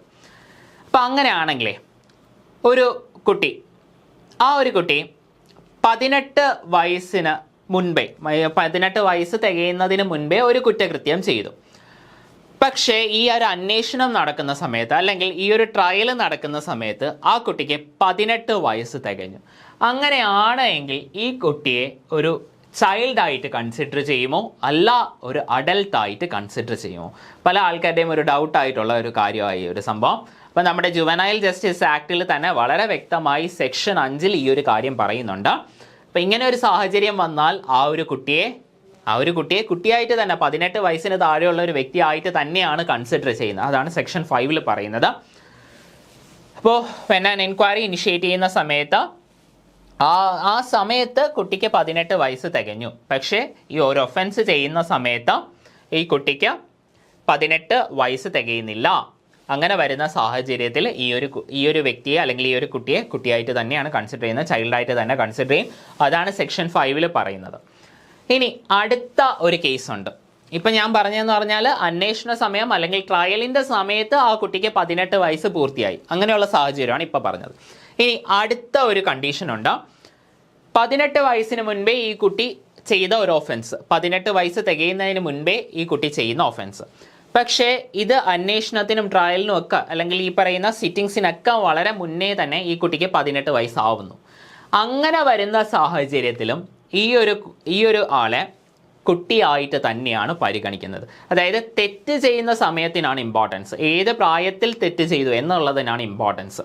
ഇപ്പോൾ നമ്മുടെ BNS ഇടയ്ക്ക് വെച്ച് നമ്മുടെ ഈ പറയുന്ന IPCയും CRPC ഇതെല്ലാം മാറി നമ്മുടെ BNSഉം BNSSഉം ഒക്കെ വന്നു. അപ്പോൾ ആ സമയത്തും ഇതേപോലുള്ളൊരു കൺഫ്യൂഷൻ വന്നായിരുന്നു. അപ്പോൾ അതിൽ ഉള്ള കാര്യം എന്താണെന്ന് വെച്ചാൽ, പണ്ട് ചെയ്ത ഒരു തെറ്റ്, ആ ഒരു തെറ്റ് ചെയ്ത സമയത്ത് നിലവിലുള്ള നിയമങ്ങളുടെ ബേസിസിൽ മാത്രമേ ആ ഒരു വ്യക്തിയെ ശിക്ഷയ്ക്ക് വിധിക്കാൻ പാടുള്ളൂ. ഇത് നമ്മുടെ ഒരു ജുഡീഷ്യൽ സിസ്റ്റത്തിൻ്റെ ഒരു ബേസിക് ആയിട്ടുള്ള ഒരു കോൺസെപ്റ്റാണ്. ഏതൊരു വ്യക്തി തെറ്റ് ചെയ്താലും ആ തെറ്റ് ചെയ്യുന്ന സമയത്ത് നിലവിലുള്ള നിയമങ്ങളുടെ ബേസിസിൽ മാത്രമേ ആ ഒരു വ്യക്തിക്കെതിരെ ശിക്ഷാ നടപടികൾ സ്വീകരിക്കാൻ സാധിക്കുകയുള്ളൂ. പണ്ട് ആ ഒരു വ്യക്തി ചിലപ്പോൾ കുറേ വർഷങ്ങൾക്ക് മുന്നേ ആയിരിക്കും തെറ്റ് ചെയ്തത്. അപ്പം അന്ന് അത് ചിലപ്പോൾ ഒരു 3 വർഷം മാത്രം തടവ് ശിക്ഷ ലഭിക്കുന്ന ഒരു തെറ്റായിരിക്കും. പക്ഷേ അത് ചിലപ്പോൾ ഇപ്പോഴായിരിക്കും ആ ഒരു കാര്യം കോടതിയിൽ വരുന്നത്. അപ്പോൾ ഇപ്പോഴാണെങ്കിൽ അതേ കുറ്റത്തിന് 5 വർഷത്തെ തടവ് ശിക്ഷ, മീൻസ് ഇതേപോലെ BNS അങ്ങനെ മാറി എന്തെങ്കിലും ഒരു മാറ്റം വന്നു. അപ്പോൾ 5 വർഷത്തെ അല്ലെങ്കിൽ ഒരു അമെൻമെൻറ്റ് വന്നു ആ ഒരു കുറ്റകൃത്യത്തിൽ അല്ലെങ്കിൽ അതുമായി ബന്ധപ്പെട്ട നിയമത്തിൽ എന്നും പറഞ്ഞ് ആ ഒരു വ്യക്തിക്ക് ഒരിക്കലും 5 വർഷത്തെ തടവ് ശിക്ഷ കൊടുക്കാൻ പറ്റത്തില്ല. അവിടെ നേരത്തെ ആ ഒരു വ്യക്തി തെറ്റ് ചെയ്യുന്ന സമയത്ത് എന്താണോ മാക്സിമം ശിക്ഷ അല്ലെങ്കിൽ മിനിമം ശിക്ഷ, അതിൻ്റെ ബേസിസിൽ മാത്രമേ ശിക്ഷ കോടതിക്ക് വിധിക്കാൻ പറ്റുള്ളൂ. ഇത് ബേസിക് ആയിട്ടുള്ള ഒരു കോൺസെപ്റ്റാണ് ഈ ജുഡീഷ്യൽ സിസ്റ്റത്തിൻ്റെ അകത്തുള്ള. അപ്പോൾ അതും ഇവിടെയും അതേ കാര്യം തന്നെയാണ് ഇവിടെയും വരുന്നത്. തെറ്റ് ചെയ്യുന്ന സമയത്തുള്ള പ്രായമാണ് കൺസിഡർ ചെയ്യുന്നത്. അപ്പോൾ അത് സെക്ഷൻ 5ലും സെക്ഷൻ 6ലും ആണ് പറയുന്നത്. സെക്ഷൻ 5 ഈ ട്രയൽ അല്ലെങ്കിൽ അന്വേഷണം നടക്കുന്ന സമയത്ത് 18 പൂർത്തിയാവുന്നു. ഇത് അതിന് മുൻപേ തന്നെ സെക്ഷൻ 6ൽ അതിന് മുൻപേ തന്നെ 18 വയസ്സ് പൂർത്തിയാകുന്നു. ഇനി നമ്മുടെ ബോർഡിൻ്റെ പ്രൊസീഡിങ്സുമായി ബന്ധപ്പെട്ട കാര്യങ്ങളാണ് കേട്ടോ. ബോർഡിൻ്റെ പ്രൊസീഡിങ്സ്, ജുവനൈൽ ജസ്റ്റിസ് ബോർഡിൻ്റെ പ്രൊസീഡിങ്സുമായി ബന്ധപ്പെട്ട കാര്യങ്ങളാണ്. അപ്പോൾ ഈ ഒരു പ്രൊസീഡിങ്സ് എന്തായിരിക്കണം? ചൈൽഡ് ഫ്രണ്ട്ലി മാനറിലായിരിക്കണം. അതാണ് ഏറ്റവും ഇമ്പോർട്ടൻ്റ് ആയിട്ടുള്ള കാര്യങ്ങൾ.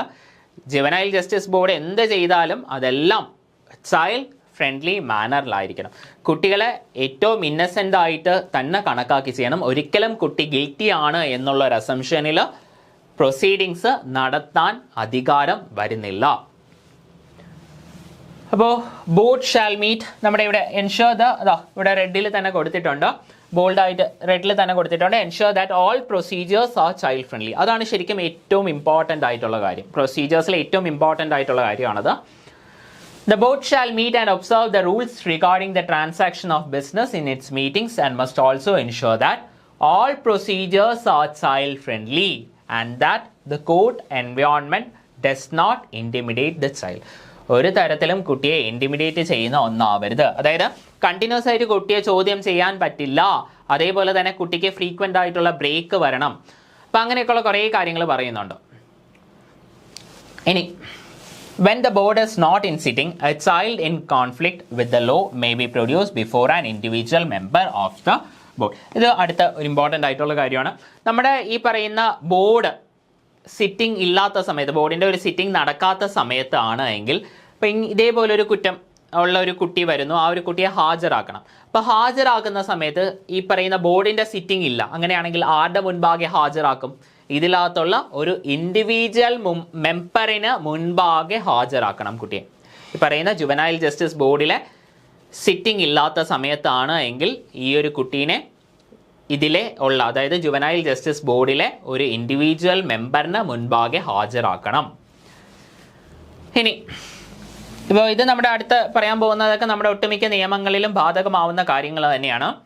അപ്പോൾ ഒരു മെമ്പറിൻ്റെ ആബ്സെൻസ് അല്ലെങ്കിൽ ഒരു മെമ്പർ ഇല്ല എന്ന് വിചാരിച്ച് നമ്മുടെ ഈ ബോർഡിൻ്റെ ഉത്തരവുകളൊന്നും ഇൻവാലിഡ് ആകുന്നില്ല ഒരു കാര്യങ്ങൾ. ഇത് നമ്മുടെ ഒട്ടുമിക്ക നിയമങ്ങളിലും ഒട്ടുമിക്ക കമ്മീഷനുകളിലും കമ്മിറ്റികളിലും ഒക്കെ ഇങ്ങനെ തന്നെയാണ്. ഇപ്പോൾ ഒരു ബോർഡ് ഒരു തീരുമാനം എടുക്കുന്നു, ആ ഒരു സമയത്ത് ഏതെങ്കിലുമൊക്കെ മെമ്പേഴ്സ് ഇല്ല എന്ന് വിചാരിച്ച് അല്ലെങ്കിൽ ആ ഒരു കാരണത്താൽ ഈ കമ്മീഷൻസ് എടുക്കുന്ന തീരുമാനം, ഇവിടുത്തെ കേസിലാണെങ്കിൽ ജുവനൈൽ ജസ്റ്റിസ് ബോർഡ് എടുക്കുന്ന ഒരു തീരുമാനം അല്ലെങ്കിൽ അവരുടെ വിധി ഇൻവാലിഡ് ആകത്തില്ല. At any stage of the ആ ഒരു കാര്യമാണ് ഇവിടെ പറയുന്നത്.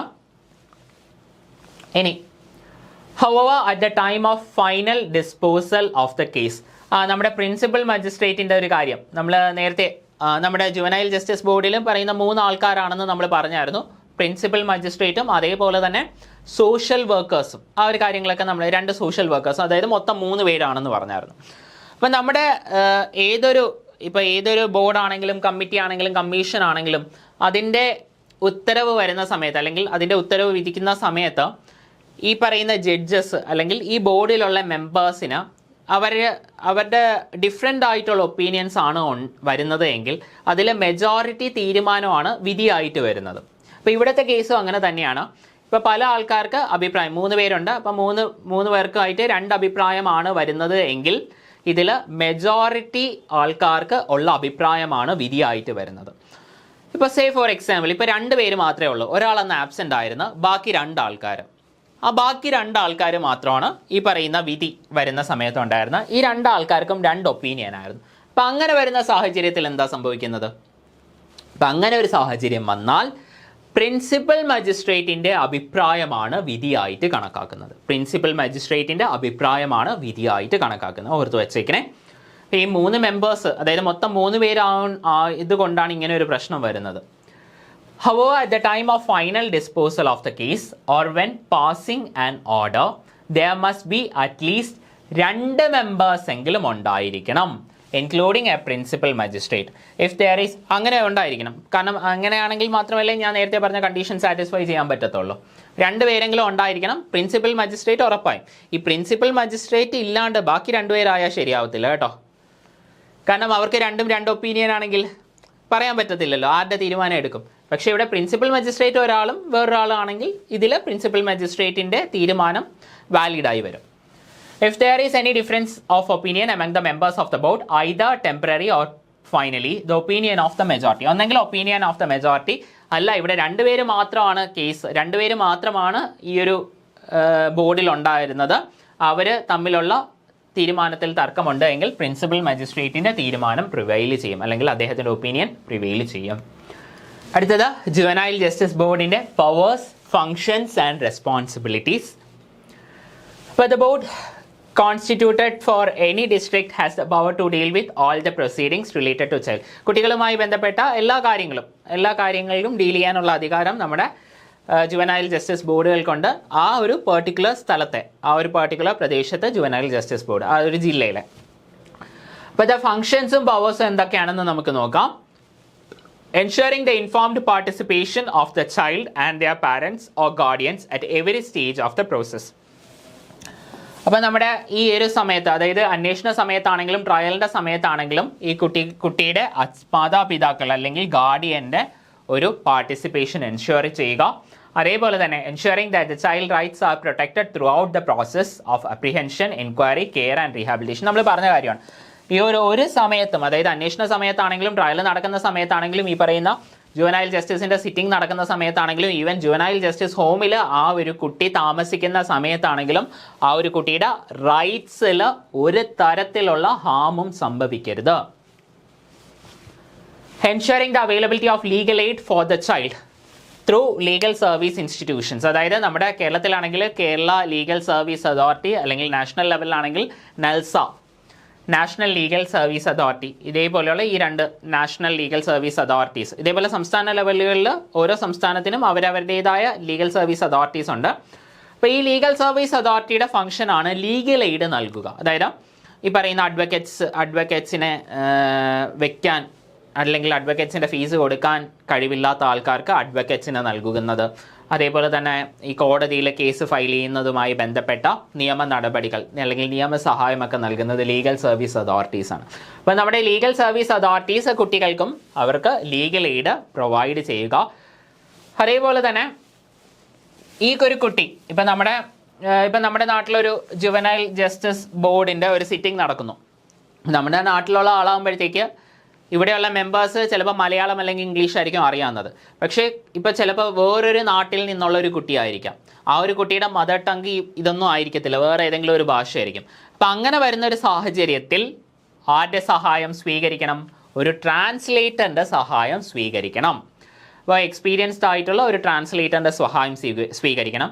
ഇപ്പോൾ മാനസികമായി വെല്ലുവിളി നേരിടുന്ന ഒരു കുട്ടി, അല്ലെങ്കിൽ കേൾവി പരിമിതിയുള്ള അല്ലെങ്കിൽ കാഴ്ച പരിമിതിയൊക്കെ ഉള്ള ഒരു കുട്ടിയാണ്. അപ്പം അങ്ങനെ വരുന്ന ഒരു സാഹചര്യത്തിൽ ആരുടെ സഹായം? ഒരു ഇൻ്റർപ്രിറ്ററിൻ്റെ സഹായവും കൂടെ തേടണം. അപ്പോൾ അങ്ങനെയുള്ള കാര്യങ്ങൾ നമ്മുടെ ജുവനൈൽ ജസ്റ്റിസ് ആക്ടിൽ പറയുന്നുണ്ട്. ഇനി എങ്ങനെയാണ് ഞാൻ ഒരു സോഷ്യൽ റിപ്പോർട്ടിനെ പറ്റി ഇടയ്ക്ക് വെച്ച് പറഞ്ഞായിരുന്നു. നമ്മുടെ ജുവനൈൽ ജസ്റ്റിസ് ബോർഡിൽ ഒരു കുട്ടിയെ ഹാജരാക്കിയ ദിവസം മുതൽ 15 ദിവസത്തിനുള്ളിൽ ഒരു സോഷ്യൽ ഇൻവെസ്റ്റിഗേഷൻ റിപ്പോർട്ട് സമർപ്പിച്ചിരിക്കണം. ഐദർ പ്രൊബേഷൻ ഓഫീസർ, അതായത് ഒന്നെങ്കിൽ പ്രൊബേഷൻ ഓഫീസർ അല്ലെങ്കിൽ ചൈൽഡ് വെൽഫെയർ ഓഫീസർ അല്ലെങ്കിൽ സോഷ്യൽ വർക്കർ എങ്കിലും ഈ കുട്ടിയുമായി ബന്ധപ്പെട്ട ഒരു സോഷ്യൽ ഇൻവെസ്റ്റിഗേഷൻ റിപ്പോർട്ട്, അതായത് കുട്ടി വളർന്ന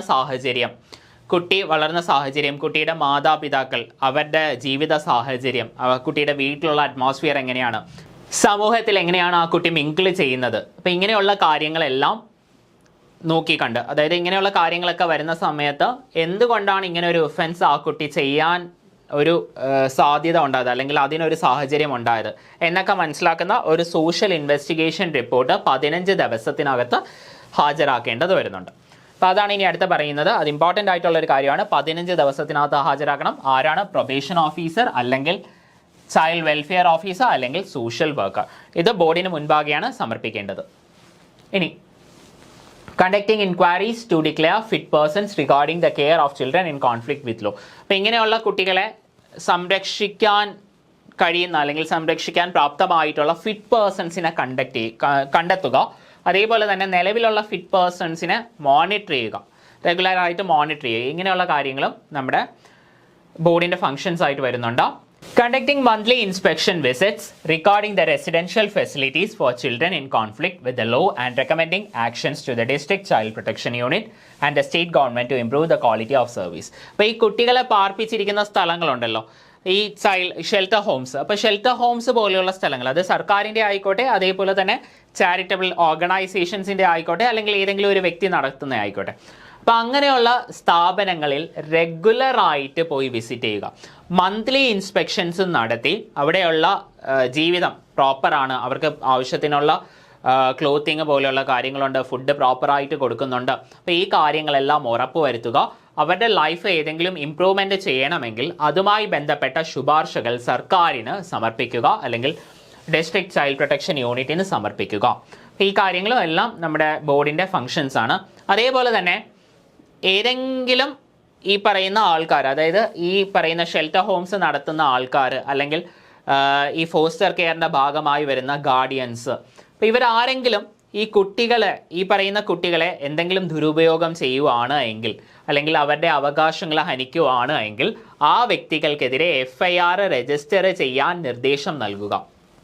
ordering the police to register an FIR for offences committed against any child in conflict with the law under this act or any other existing law based on a complaint.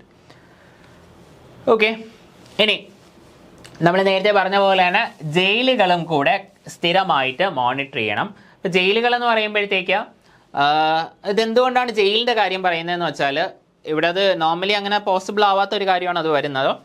ജയിലുകളിൽ സ്ഥിരമായി monitor ചെയ്തിട്ട് ജയിലുകളിൽ ഏതെങ്കിലും 18 വയസ്സ് തികയാത്ത കുട്ടികളുണ്ടോ, അവിടെ ആരെങ്കിലും താമസിപ്പിച്ചിട്ടുണ്ടോ എന്ന് ഉറപ്പുവരുത്താൻ വേണ്ടിയാണ് ഈ ജയിലുകളിൽ റെഗുലറായിട്ട് ഇൻസ്പെക്ഷൻ നടത്തുക എന്നാണ്. നമ്മുടെ സിസ്റ്റത്തിൽ അങ്ങനെ ഒരു സാധ്യത അങ്ങനെ വരാറില്ല പൊതുവേ. അപ്പോൾ conducting regular inspections of adult jails to check if, ഈ നോർമലി ഈ സബ് ജയിലുകളിലൊക്കെ ഇതേപോലെയുള്ള സാഹചര്യം ചിലപ്പോൾ വരാറുണ്ട്. സബ് ജയിലിലൊക്കെ ഇപ്പം നമ്മുടെ ഈ പറയുന്ന 18 വയസ്സിന് താഴെയുള്ള ആൾക്കാരെയും ചിലപ്പോൾ റിമാൻഡിലൊക്കെ കൊണ്ടുവരാറുണ്ട്. Conducting regular inspections of adult jails to check if any child is imprisoned there and taking immediate steps to transfer such child to an observation home അല്ലെങ്കിൽ place of safety. ഇനി procedure to be followed by a magistrate not empowered under this act. അപ്പോൾ ഒരു judge ഒരു judge ഒരു case അന്വേഷണം അല്ലെങ്കിൽ ഒരു trial നടക്കുന്നു. അപ്പോൾ ട്രയൽ നടക്കുന്ന സമയത്താണ് ഈ ഒരു ജഡ്ജിക്ക് മനസ്സിലാവുന്നത്, അയ്യോ ഈ ഒരു കുട്ടി 18 വയസ്സിന് താഴെയുള്ള ഒരു വ്യക്തിയാണ് എന്ന് മനസ്സിലാവുന്നത്. അപ്പോൾ 18 വയസ്സിന് താഴെയുള്ള കുട്ടികൾ ചെയ്യുന്ന എല്ലാ ക്രൈംസും വരുന്ന കാര്യങ്ങളല്ല ഈ juvenile justice act, POCSO act, ഇങ്ങനെയുള്ള സാധനങ്ങൾ. അപ്പോൾ ഇങ്ങനെ ഒരു നോർമൽ ആയിട്ടുള്ള ഒരു തെറ്റ്, സെക്ഷൽ ഒഫൻസ് ഒന്നും അല്ലാത്ത ഒരു തെറ്റ്, ഒരു ഒഫൻസ് നമ്മുടെ 18 വയസ്സിന് താഴെയുള്ള ഒരു കുട്ടിയാണ്, അല്ലെങ്കിൽ സാധാരണ ഒരു ജഡ്ജി, അതായത് നമ്മുടെ ഇവിടെ വരുന്ന ജുവനൈൽ ജസ്റ്റിസുമായി ബന്ധപ്പെട്ട ഒരു ജഡ്ജിയല്ല, അല്ലാത്ത ഒരു ജഡ്ജിയുടെ മുൻപാകെ വരുന്നു. അപ്പം അങ്ങനെ വരുന്ന സാഹചര്യത്തിൽ ഈ ഒരു കേസ് ഹാൻഡ് ഓവർ ചെയ്യുന്നുണ്ട്. അതിനെപ്പറ്റിയാണ് അടുത്ത പറയുന്നത്. When a magistrate who is not empowered to exercise the powers of the board under this act forms an opinion that the person alleged to have committed an offence is a child, they must record this opinion and immediately forward the child along with the records of the proceedings to the board having jurisdiction. അപ്പോൾ ഇങ്ങനെ ഒരു സാഹചര്യത്തിൽ ഇപ്പം നമ്മുടെ normal കോടതിയിൽ അല്ലെങ്കിൽ വേറെ ഏതെങ്കിലും ഒരു കോടതിയിൽ ഒരു കുറ്റം വരുന്നു, ആ കുറ്റം ചെയ്ത വ്യക്തി 18 വയസ്സിന് താഴെയാണ് എന്ന് ജഡ്ജിന് മനസ്സിലാവുന്ന സമയത്ത് ഈ പറയുന്ന കാര്യങ്ങൾ, ഇതിൻ്റെ റെക്കോർഡ്സും എവിഡൻസും എല്ലാം ചേർത്ത് ഈ വ്യക്തി ഉൾപ്പെടെയായിട്ട് ആ ഒരു ജുവനൈൽ ജസ്റ്റിസ് ബോർഡ്, ആ ജില്ലയിലെ ജുവനൈൽ ജസ്റ്റിസ് ബോർഡിന് ഇത് കൈമാറണം, വ്യക്തിയെയും അതേപോലെ ഡോക്യുമെൻസും കൈമാറണം. ആ ഒരു ജഡ്ജിക്ക് ഒരു തരത്തിലുള്ള തീരുമാനവും എടുക്കാൻ സാധിക്കുകയില്ല കേട്ടോ. ഹാൻഡ് ഓവർ ചെയ്യുക എന്നുള്ള ഒരൊറ്റ ഓപ്ഷൻ മാത്രമേ ഉള്ളൂ. 18 വയസ്സിന് താഴെയുള്ള ഒരു വ്യക്തി ആയതുകൊണ്ട് തന്നെ ഈവൻ ജഡ്ജ് എന്തെങ്കിലും ഒരു വേർഡിക്റ്റ് നടത്തിയാലും, വിധി നടത്തിയാൽ പോലും അത് ഇൻവാലിഡായി മാറും. കാരണം ജഡ്ജിന് അതിനുള്ള അധികാരം വരുന്നില്ല. ഓരോ നിയമങ്ങൾ അങ്ങനെയാണ്, നമ്മുടെ ഈ ജുവനൈൽ ജസ്റ്റിസ് ആക്ടിൽ തന്നെ അത് പറയുന്നുണ്ട്. അങ്ങനെ അഥവാ ഈ പറയുന്ന ജഡ്ജി ഒരു വിധി പ്രഖ്യാപിച്ചാൽ ആ ഒരു വിധി ഇൻവാലിഡായി മാറും. ഇനി ഇതേപോലെ ഇതിൻ്റെ ഒരു കാര്യം തന്നെയാണ് വരുന്നത് വീണ്ടും. If a person alleged to have committed an offence claims before a court other than the board that they were a child at the time of offence, or if the court inserts its form that the opinion that the person was a child on the date of offence was committed. അപ്പോൾ അതേപോലെ ഒരു കണ്ടീഷനാണ്. അപ്പോൾ ഇവിടെ പറയുന്നത് എന്താണെന്ന് വെച്ചാൽ, ഇതേപോലെ ഒരു കോടതിക്ക് മുൻപാകെ ഒരു കേസ് വരുന്നുണ്ട്. അപ്പോൾ ഈ കേസ് വളരെ പിന്നീട് കുറേ വർഷങ്ങൾക്ക് ശേഷം, അതായത് ഈ വ്യക്തിക്ക് 18 വയസ്സ് തികയുന്നതിന് മുൻപേ ആണ് ആ ഒരു വ്യക്തി തെറ്റ് ചെയ്തത് എന്നാൽ ഇപ്പോൾ ആ ഒരു വ്യക്തിക്ക് 18 വയസ്സ് കഴിഞ്ഞു, പക്ഷേ 18 വയസ്സ് തികയുന്നതിന് മുൻപേ ആണ് അങ്ങനെ ഒരു തെറ്റ് ചെയ്തത് എന്ന ആ ഒരു വ്യക്തി കോടതിക്ക് മുൻപാകെ പറയുകയോ അല്ലെങ്കിൽ കോടതിക്ക് അത് ബോധ്യപ്പെടുവാണോ എങ്കിലും ഇതേ സാഹചര്യം തന്നെയാണ് അവിടെയും വാലിഡായി വരുന്നത്. ഈ പറയുന്ന ജഡ്ജ് ഹാൻഡ് ഓവർ ചെയ്യണം. പക്ഷെ ഇതിൽ ചെറിയൊരു വ്യത്യാസം വരുന്നുണ്ട്. Additionally, a finding must be recorded stating the appropriate age of the person. If the court finds that a person who committed a crime was a child on the date the offence was committed, the child will be handed over to the board to issue appropriate orders. അപ്പോൾ ഇങ്ങനെ വരുന്ന ഒരു സാഹചര്യത്തിൽ എന്താ സംഭവിക്കുന്നത്? ഇതേപോലെ ബോർഡിലേക്ക് കൈമാറും. അതേപോലെ തന്നെ ഈ ഒരു ജഡ്ജി എന്തെങ്കിലും ഒരു വിധി പറയുവാണെങ്കിൽ, ഈ 18 വയസ്സിന് മുൻപേ ചെയ്ത ഒരു തെറ്റിന് ഒരു വിധി പറയുവാണ് എങ്കിൽ ആ ഒരു വിധി ഇൻവാലിഡ് ആവും. പിന്നെ അത് മാത്രമല്ല, ഇവിടെ ഈ പറയുന്ന ജുവനൈൽ ജസ്റ്റിസ് ബോർഡ് അല്ലാതെ ആദ്യം വരുന്ന ഈ കോർട്ട്, ആ കോർട്ടിൽ നിന്ന് തന്നെ ആ ഒരു വ്യക്തിയുടെ പ്രോപ്പറായിട്ടുള്ള ഏജ് ഡിറ്റർമിൻ ചെയ്യണം. അതേപോലെ തന്നെ 18 വയസ്സിന് മുൻപേ ആണ് ആ ഒരു വ്യക്തി തെറ്റ് ചെയ്തത് എന്ന് ഉറപ്പാക്കുകയും കൂടെ വേണം. ആ ഒരു വ്യത്യാസം കൂടെ വരുന്നുണ്ട്. അപ്പോൾ ഇത്രയും കാര്യങ്ങളാണ് നമ്മുടെ ആദ്യത്തെ പാർട്ടിൽ ഉള്ളത്. നന്നായി പഠിക്കുക. താങ്ക്